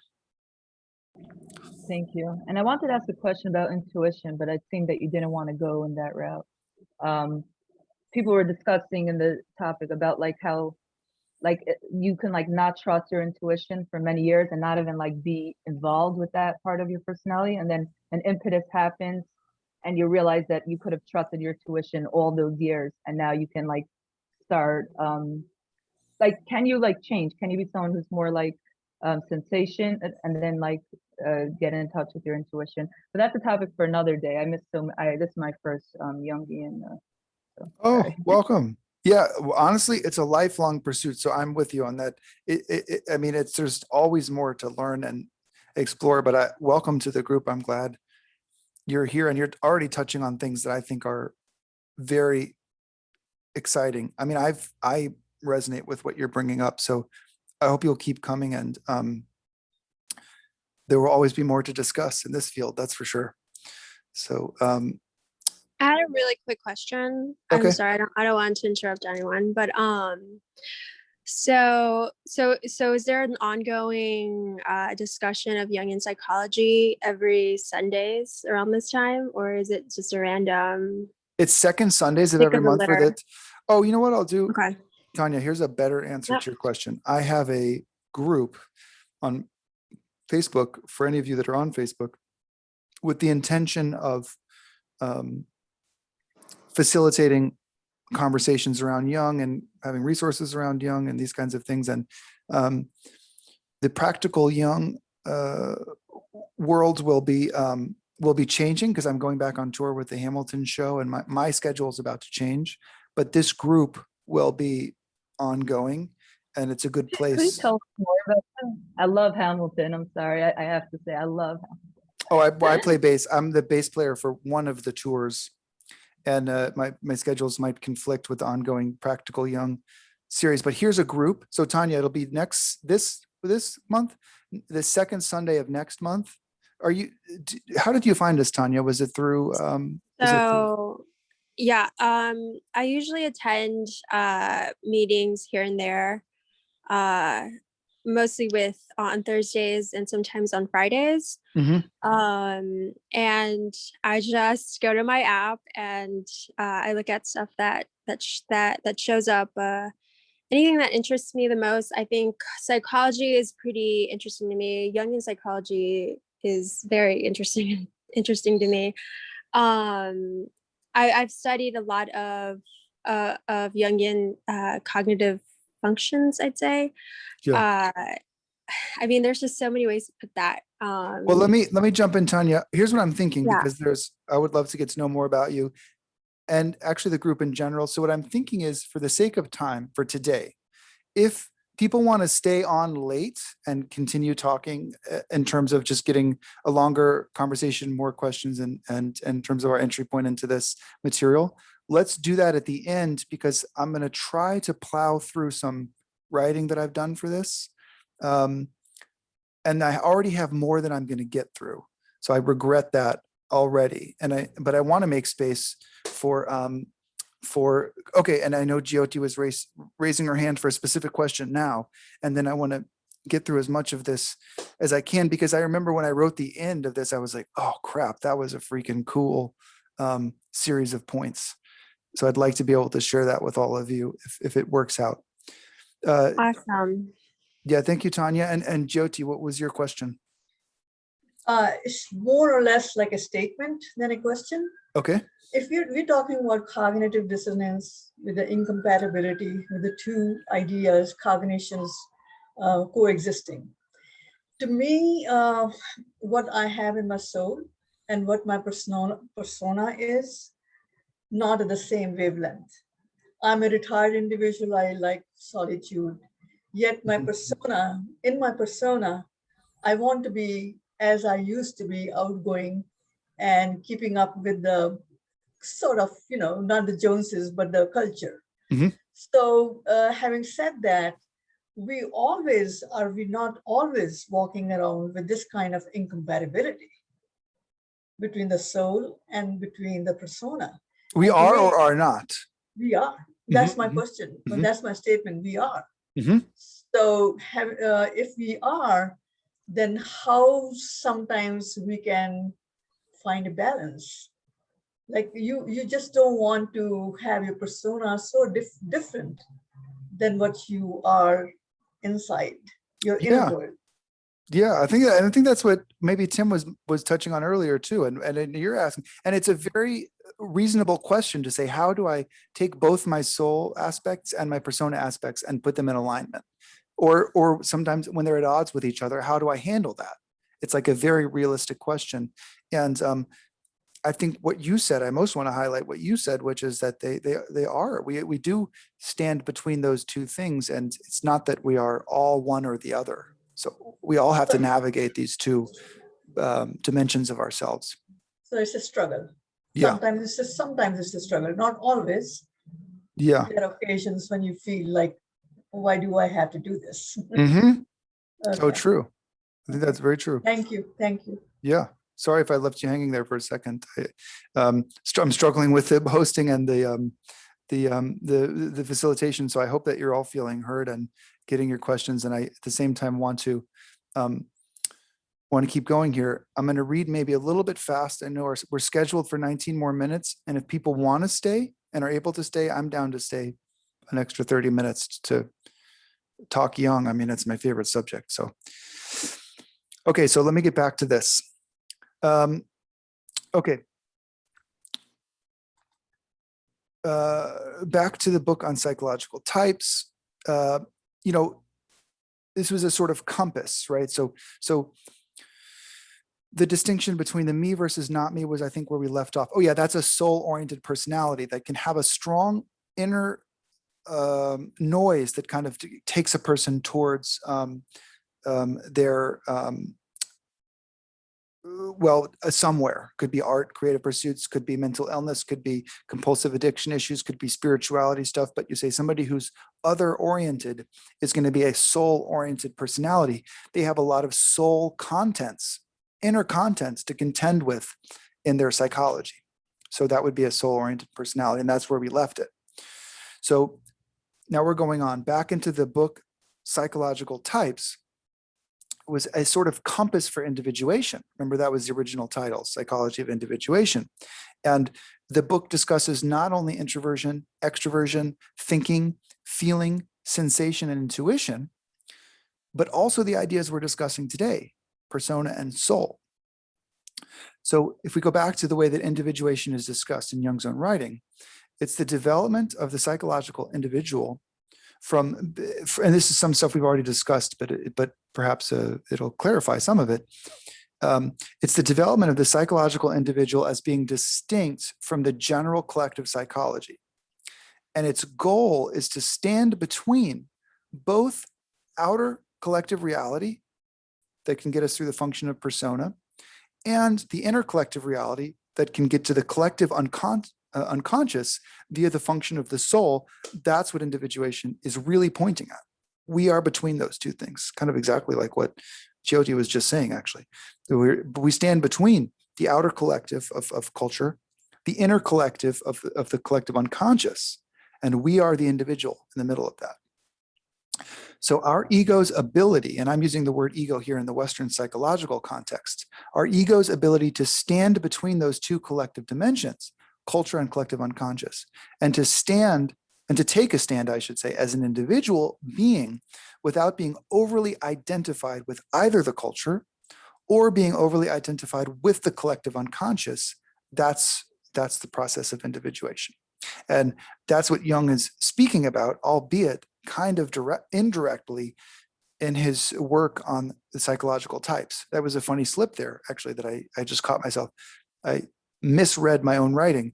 It is direct. It is direct. Jung is being direct. He's saying, here's a compass, but because it's, on the other hand, it can be quite challenging to see it directly. It feels quite indirect as a work on process of individuation, his book on psychological types.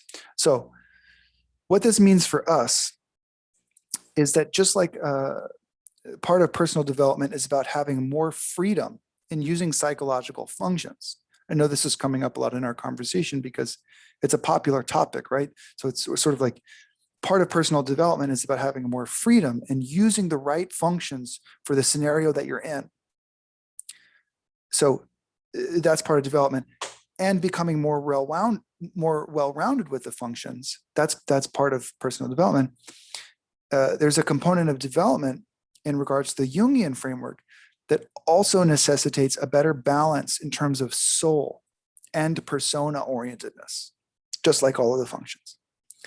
So one thing I forgot to mention is that my mentor brought this to my attention, that Jung wrote that a well-developed persona is usually rewarded with cash. And this makes a lot of sense, because if we learn what our society values and we become good at making use of that for our own gain, or we find the ways we resonate with cultural values with our own skills and tendencies, that translates into making money. So those who align their energy and attention into things that society celebrates are more apt to make more money. You know, sports stars, for example, not to say that we can all be sports stars, but gosh, they make a lot of money if they're good at it. And we celebrate sports figures, celebrities of all kinds, entrepreneurship, profit motive, etc. So if you're in alignment with these things, you'll be in alignment with the culture values, and therefore, as Jung would say, you get rewarded with cash. That's the persona, payoff of having a strong persona. It gets rewarded in cash. On the other hand, the reward for soul-orientedness, if it's taken seriously and it's taken as a work, is the development of the personality. The reward of a soul-oriented personality, if it's taken on as work, is the development of the personality, something that is not as celebrated in our culture. Okay, you can see it in certain places where there's pockets of it being celebrated, and it's my hope that we move more collectively in that direction. But for the soul-oriented personality, the payoff is not money. It's development of the personality. And to the extent that the persona is also developed, even as a soul-oriented personality, to that extent, you also could probably make good money. So you can all in this group, you can all likely kind of have a sense of where you are, right? In terms of locating yourself either as a more persona-oriented personality as you are now, or as you've lived in the past, or a more soul-oriented personality as you are now, or as you've lived in the past. If you have a clear kind of location in that way of yourself, feel free to share it in the chat. It might be kind of interesting to see. I have a guess about what we're probably more likely as a group, seeing as we're in a Jungian conversation, but it'd be fun to see anyways. And actually, I had less left than I expected. I wrote also here, woo, that's a lot. I wonder if you have any further questions about how this material might relate specifically to your life, or how you might use it for your personal development. And that's all I got.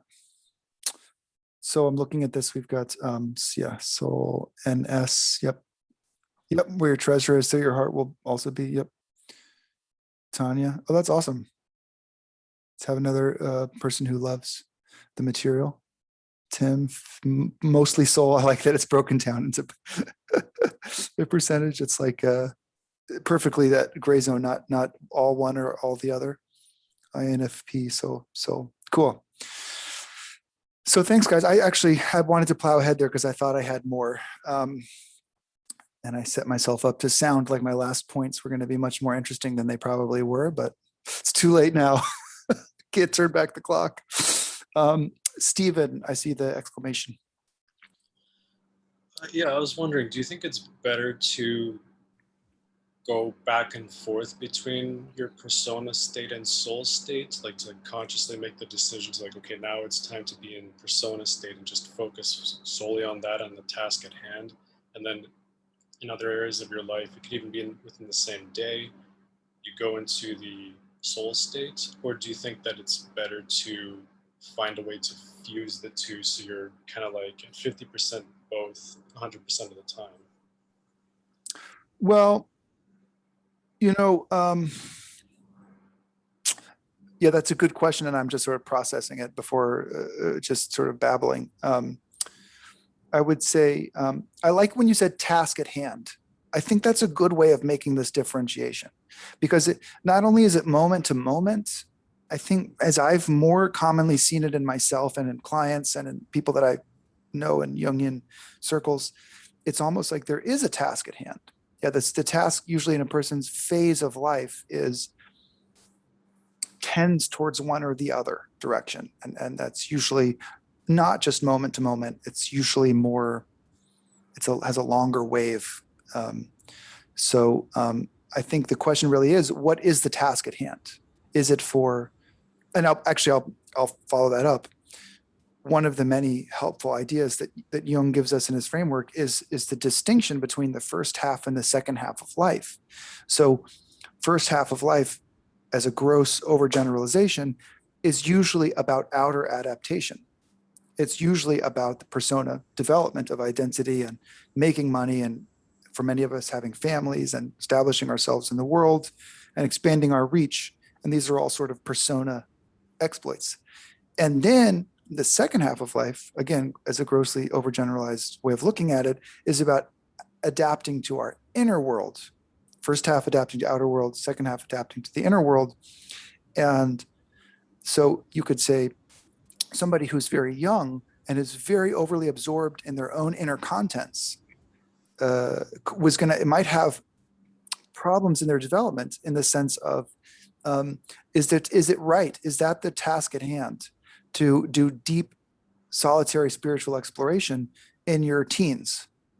Probably not. Probably it's more appropriate, generally speaking, to be looking at how your personality fits into the world at large. So there is the first and half of life distinction that can be helpful. And other than that, it's really, I can only say it's an individual question. What is the task at hand right now?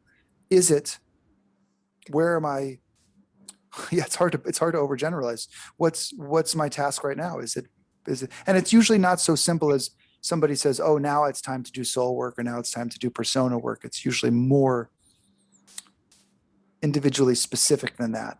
But here we are kind of overgeneralizing about it. Hopefully that's helpful. Mhm. Yeah, it is. Phil. I love you're nailing the hand thing. I use the other in my other groups. It's giving me some relief to see your hand up there. Yeah, I see cognitive dissonance probably differently from most people. Of course, as long as that doesn't go so extreme that you go into psychosis, then I see it as an opportunity, particularly when you're dealing with the self, because quite often the self is so deep that it is hard to avoid the hiddenness within the self. And what cognitive dissonance does is allows you to widen the gap so it will show the dissonance of the shadow that's been cast over what it is that you want to be hidden, so it will be disclosed. And so I think if you see it as an opportunity, in a sense, you could see it as a creative potential to climb out of that gap and heal itself. And so therefore, I think that's what creative people do, is see gaps as an opportunity to, in a sense, sprout into the open in that sense. So therefore, one thing you have to you have to sustain, though, is the ability to sustain a degree of suffering. And the deeper your suffering is, you're capable of sustaining over suffering, then the greater is your ability to extend that gap and live in that tension between. So, so instead of being I shouldn't say instead of being afraid of it in one sense, there's always this sort of anxiousness that exists when the gap is produced. But that is the tension of existence itself. So if you accept that, then I think the gap is an opportunity.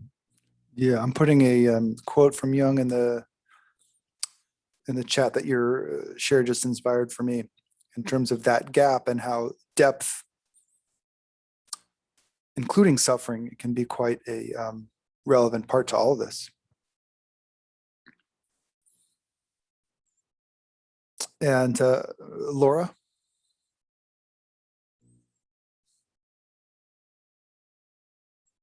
Or and this idea of the gap is the opportunity. I'm seeing the response to that too. Yeah, that's I do want to maybe I moved away from that too fast, because it is a different phrase. It's a different way of approaching it. If you say the gap is just uncomfortable versus an opportunity, there's a shift there in that mindset. And I think the Jungian framework is the invitation to do just that, Phil. I think it is that. You kind of say, how can I?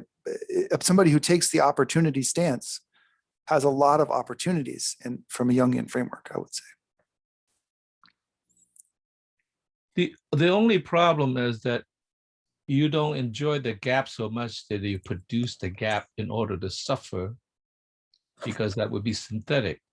But if you live life, plenty of dissonance is going to come about. So there's plenty of opportunities. Mm-hmm, mm-hmm, mm-hmm. Thank you, Phil. I think I saw Flora, and then Madeline, and then Mushki. I'm sorry. Yeah, Laura, and then Madeline, and then Mushki. Laura, did you have a question?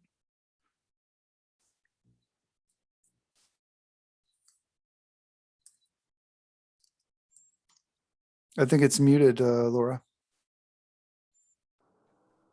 I'm not sure if I have a question anymore. I think that it was really about the fact that there is a lot of dissonance and there's a lot of change that can occur. And I don't know, I think I'm really a little bit overwhelmed at this point. There's so much to think about. That's Jung in a nutshell right there. I think have a lot of dissonance right now. I don't think my pea brain can handle all this. No, really, it's overwhelming. And I somehow I don't know that I don't know. I think about all these things as I go through my daily life, you know. And although I know that I go through all of these changes, you know, the persona, the soul, the innerness, and all of that occurs a lot. And I know that I've had to go through this many times in my life because of the situations. But right now, somehow, right now, I don't know what I feel most of the time. I feel so numb that I don't know that I can feel anymore. So it's really hard for me to hear all this and try and think about how I feel. Yeah. Um, Well, take and- this, I hear the overwhelmment, and I would say to, take whatever space you need in terms of processing or not processing. And it can be unsettling, and also based on our circumstances, and it's, what I will say is it can be uncomfortable work. And if things are already uncomfortable, it can even expand that. And so I appreciate that you're bringing that to the table, and I hear your overwhelming, and I would say take whatever moment you need to find some peace with this, and not to push yourself too hard or anything with any of this material, because it's meant to meet us where we're at, I think. So yeah, it's not that I'm not interested, and it's sort of exciting me in a certain way, but I think I really need some time to digest and think about it. I just, and part of it's just, I'm kind of, it may be related to the situation with my health and stuff, but some part of me is just sort of numb yeah, to feeling. I don't even know if that's the right word to use at this point, but to those aspects of life yeah, or whatever. yeah. I feel like maybe a little bit like the fish or something. I don't know. Yeah. Well, I feel it, and I appreciate I can hear where you're coming from, and I also want to get, see if there's any more questions left, and want you to feel that you're seen, and also that we be cautious with the very personal, with our bringing it into the personal realm, that's going to take it away from our shared conceptualization of this stuff, which is what I'm best at being able to focus on in this environment.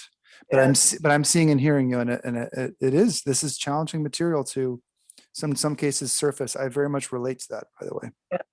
Well, I wanted to go back to back to the group, and I want to get outside myself for a moment and see if I can get an understanding at that level. Thank you, Laura. Thank you. Thank you. Madeline, and then Mushki.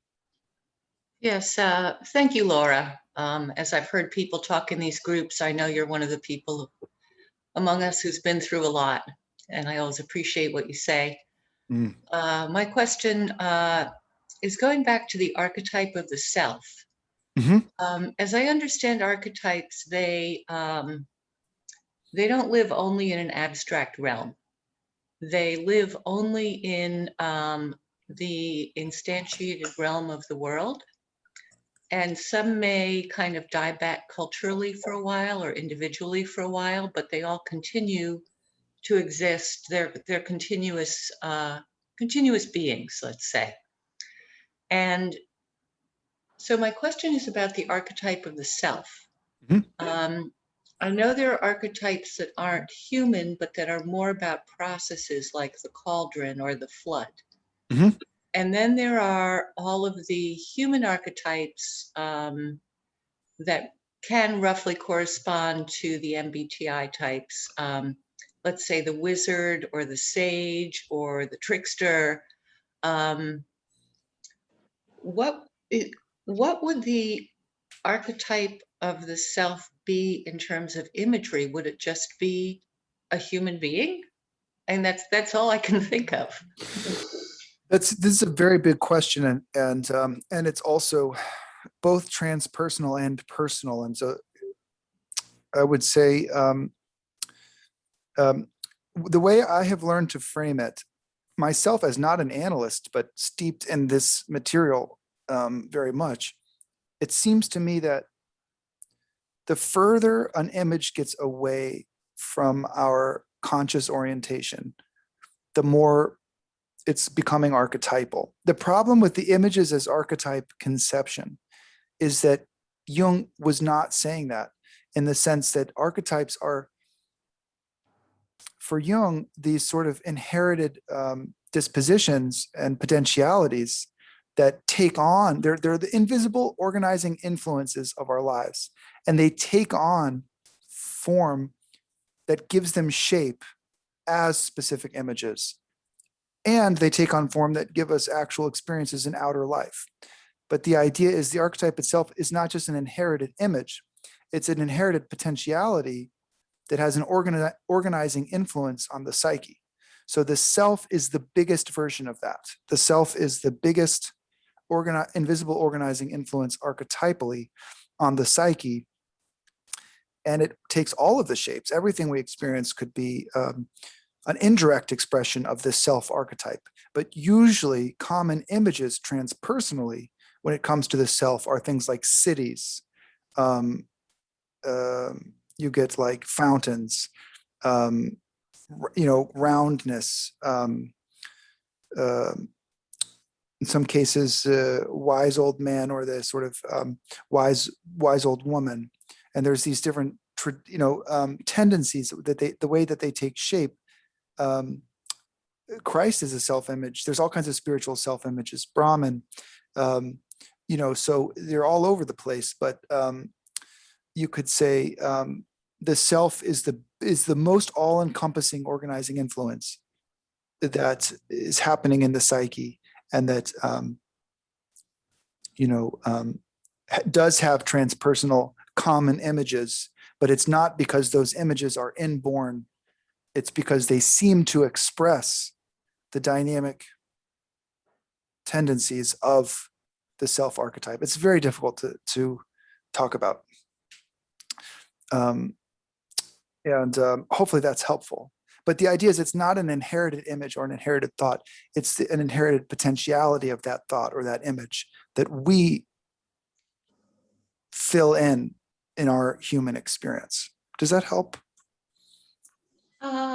Yes, it does. I was quite curious about the imagery, and yes, I think fountain and roundness, definitely. Roundness, a circle, or especially a sphere. Mm-hmm. Especially a sphere. Like a golden ball, the sun, something like that. And I also liked it that you said cities, because that implies our whole kind of clamoring inner collective. Yeah, exactly. Well, you see fairy tales where the kingdom goes to sleep, and then over the course of the fairy tale that comes back to life. This is a self-image,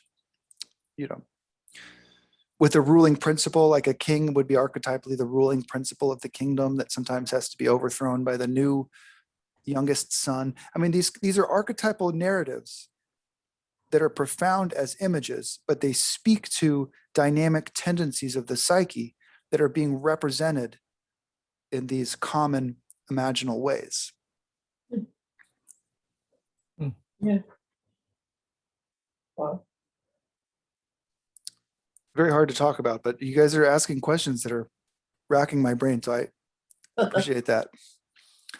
And at time, I know we're at time. I'm going to stick around for anybody that has a lingering question or wants to hang another 15 minutes or so. If you have to leave, don't feel bad about it. And thanks to all of you for coming. It's a joy, seriously, for me. This is my favorite thing to be in connection with people about. So I appreciate you all being here. And if you have to leave, feel totally unobligated to stay. Thank you, Aiden. I have to run. Thank you, Laura. Thank you for being here.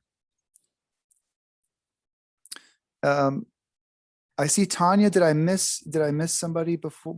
Yeah. Oh, Mushki.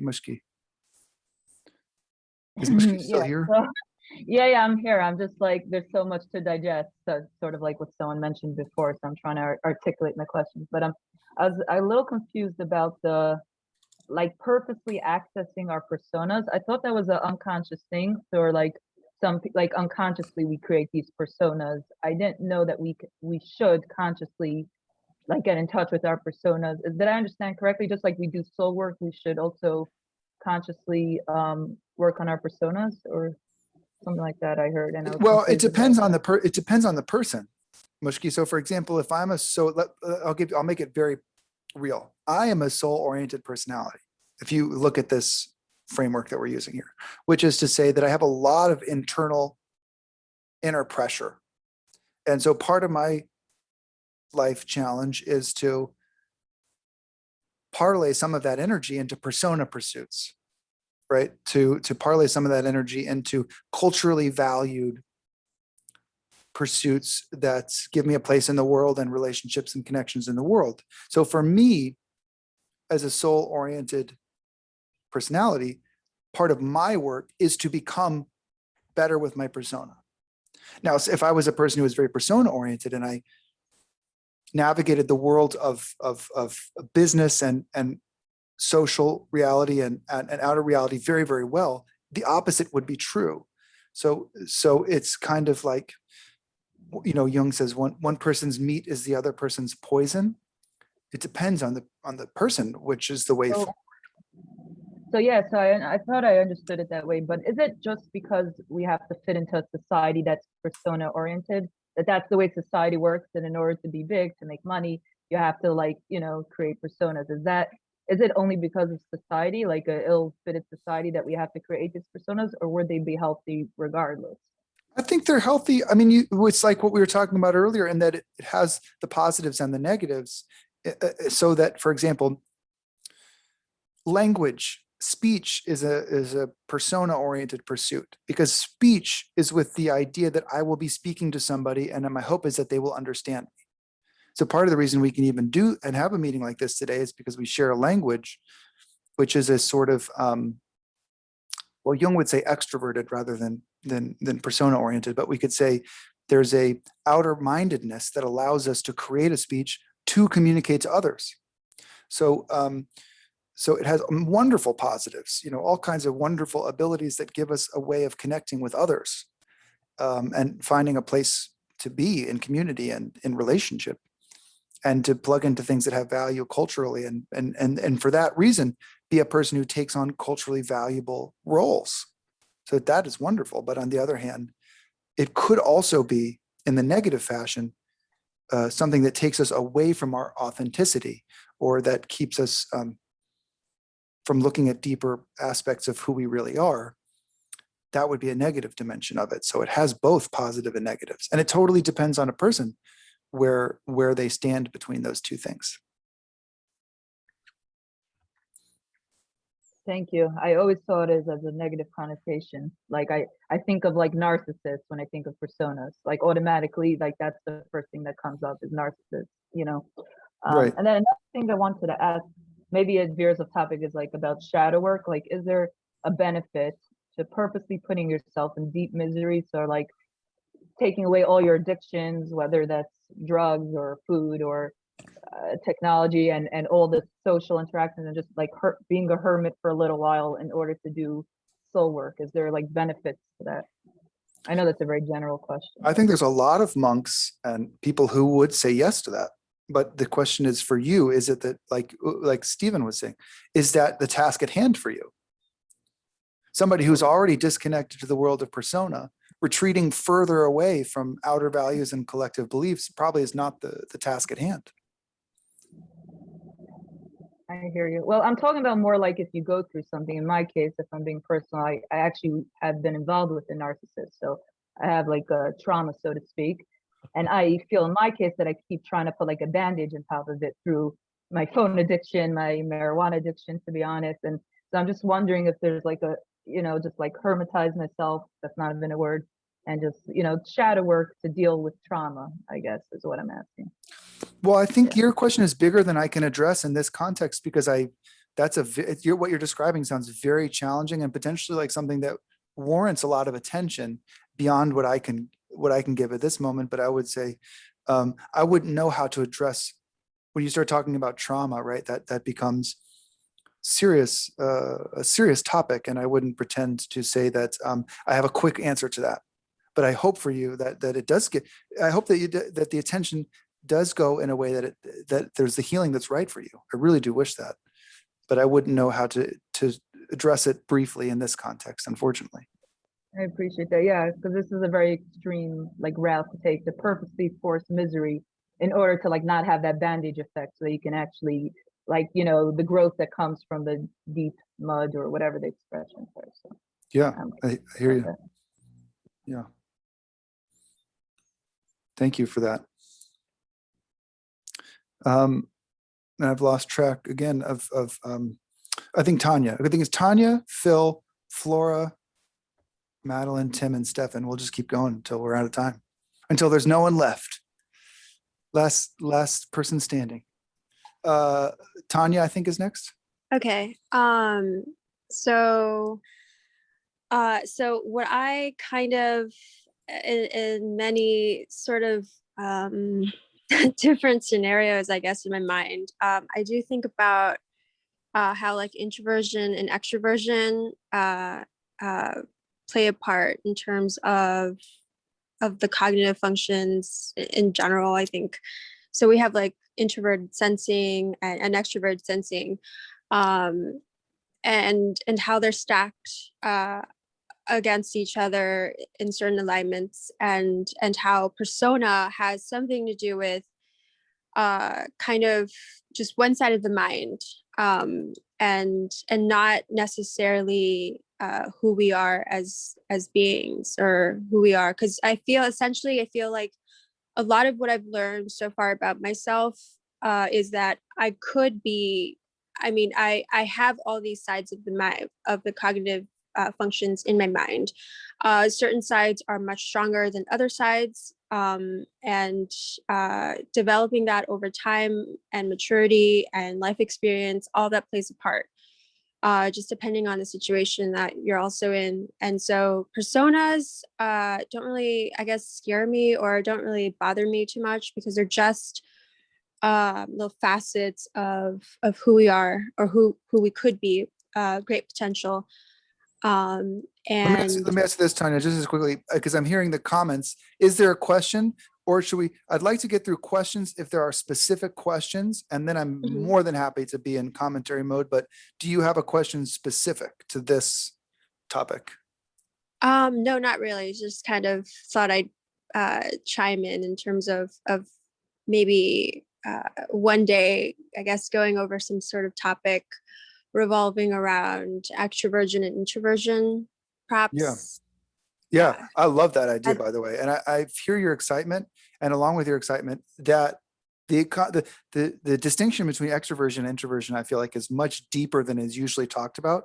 So let's keep that wavelength going, because I'm with you on that. And I just want to get through questions in case there are specific questions to the persona soul topic for those that are also still here.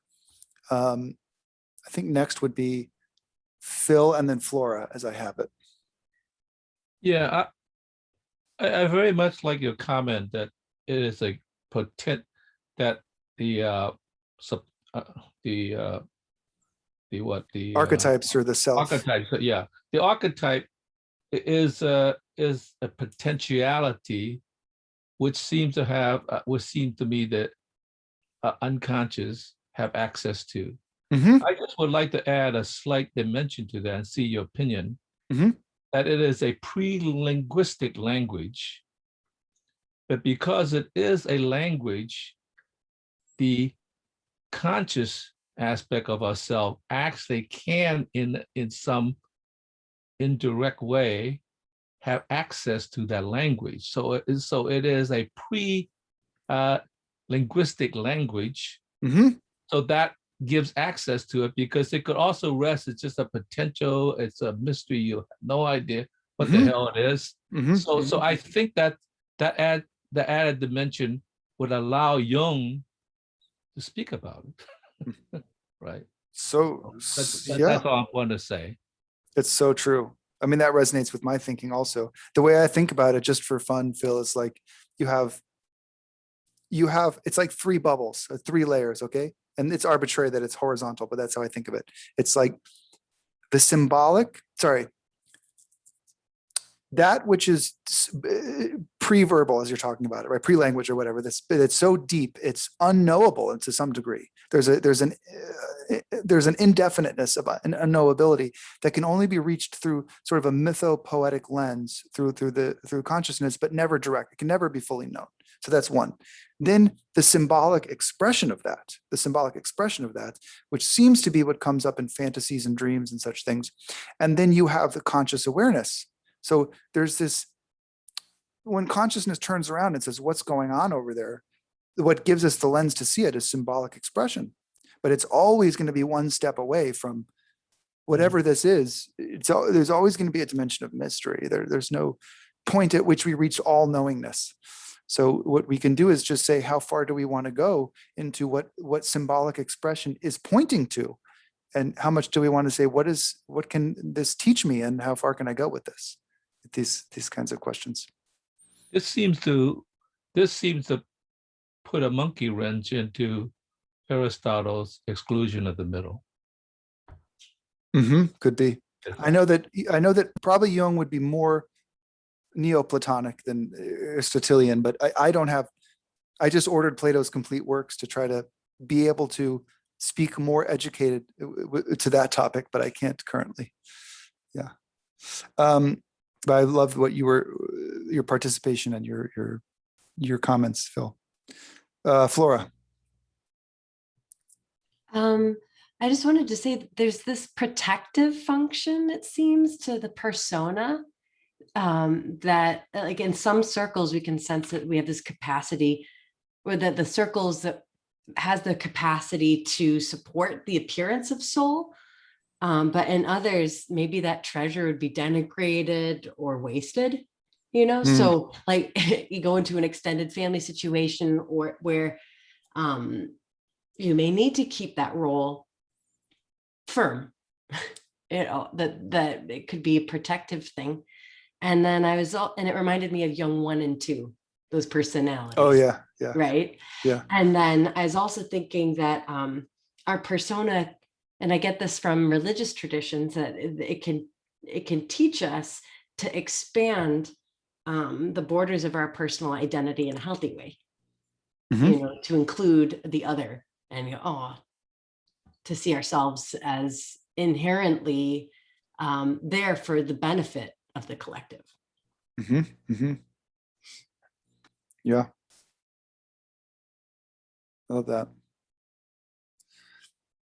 Yeah, and you bring an important point that we probably won't address deeply right now, but it does seem like an important point that religion does have a function, a very positive function in terms of the human experience. And we really are in a unique time in history in that a lot of people are struggling with that need and not having a religious practice or understanding that suits their needs for what you just described. So it seems to be very important. Yeah, thank you, Flora. Madeline, I see next. Yes, I wanted to go back to something Mushki had said. It was a while back. It was about persona in society. And we certainly get an onslaught of stuff here with the media. On the other hand, one of the things that I have learned from coming to these groups is I've met many more people in the Zoom groups who have come here from other countries. And one of the reasons that they've left is because being embedded in a large extended family carries so many persona obligations that there's almost no room to do soul work.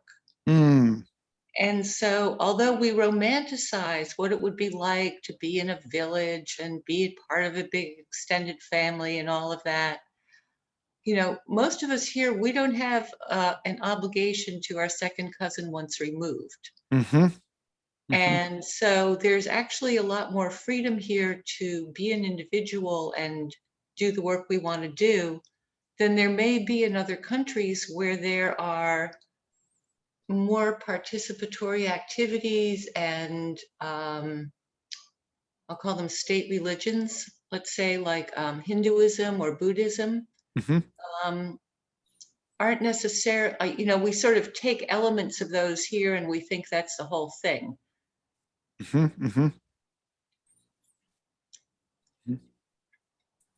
Well, we're not embedded in the same culture from which those things come, right? I mean, they sort of, that's an interesting point that does come up in analytical psychology, which is that culture and mythology come from us, they have a heritage. And, you could say that's the mythology and the culture that comes, like the couple that you just mentioned, comes with more than borrowed concepts. It's systems that have developed over many, many, many years. So it's both, on the one hand, I could see the need to escape if it's very out of sync with soul work, like you mentioned. And on the other hand, I can see how it's problematic. The other thing you mentioned, that we take bits and pieces without a larger context of even in the Red Book, there's writings about this where Jung is very quick to avoid stepping out of his own mythological and intellectual heritage. He really talks about that and the dangers of doing that, because a person can lose their roots. But it comes with, of course, this other side that you're bringing to the table, which is, but what if you're born into a situation that feels very oppressive? That's important too. So there's a lot in what you're saying, actually. Thanks. Yeah. I see Tim, and then I don't know if it's Stephen or Stefan. Sorry if I've been saying that wrong. Tim and then Stephen. Is Tim still here? Oh, Tim might have left. Were you raising your hand again, Flora? Will you give me a thumbs up if you were raising it? Okay. Stefan, are you still there? Yes, hi. It's actually Stefan. Oh, there we go. I was wrong. I was wrong in all the ways. Thank you for clarifying that. Thank you, Stefan. Yeah, you're going back and forth. I could tell you're trying to guess. So. Yeah, I have a question about, you mentioned two things that I was wondering if there's a connection there. One was that you were saying that around midlife, people tend to, I believe, if I'm remembering correctly, they tend to kind of like go more towards the other, one, not naturally inclined to be. So like if you're soul oriented, you tend to go towards more persona oriented. One way of looking at it. So I found this really interesting because it's, to me, kind of like, and I don't even remember if this is a Jungian perspective, but the whole hero's journey and how halfway through it, it's kind of like a shift, like a 180 shift. And so I'm thinking that maybe, like you were mentioning that you're very soul oriented naturally. And I am as well. And I guess I'm wondering, is this like if somebody's more soul oriented, they're just kind of like destined at the halfway point-ish of their journey through life, they kind of balance out by going to the opposite side? Yeah, you might say, generally speaking, second half of life for everybody would be to round out the not yet developed parts of oneself or the underdeveloped parts of oneself. And so for somebody who's very soul oriented, that could very much include developing positive dimensions of persona. But that's only one angle from which to look at this topic. I mean, the second half goes far beyond soul and persona because it's all of the yet to be developed aspects of one's potentialities, including the concepts of soul and persona. Could you give an example? Oh, well, I'll give you a negative example because Jung talks a lot about enantiodromia, which would be the negative version of this, where one person flings from one to the other. There's a story where he talks about, I'm thinking of two negative examples that Jung uses, but there's one where somebody has lived his whole life very piously, very, very piously. I think even his work was related to something in the church, and lived as a very religious, pious man. And then later in life, late into his middle age, was getting very, a lot of inner pressure and was losing some of his peacefulness about his trend, his habitual way of being in the world. And finally, but he was so consciously, identified with his piousness and that dimension of his worldview that he wasn't able to reflect deeply on it, but he was able to feel that something was simmering in his life. And the way that it manifest was one day he sat up in the middle of the night and he turned to his wife and he said, "I've got it. I'm a rascal." That was his great epiphany. Oh, I'm a rascal. And he lived out the rest of his days in just total, a hedonism, I guess you could say. And that's how he ended his life. So he lived literally half of his life one way, and then the second half of his life the totally other way. And that's what Jung would call an antiodromia, and also such things as what we think of as a midlife crisis, where suddenly, all kinds of divorces and job changes and houses and moving and all kinds of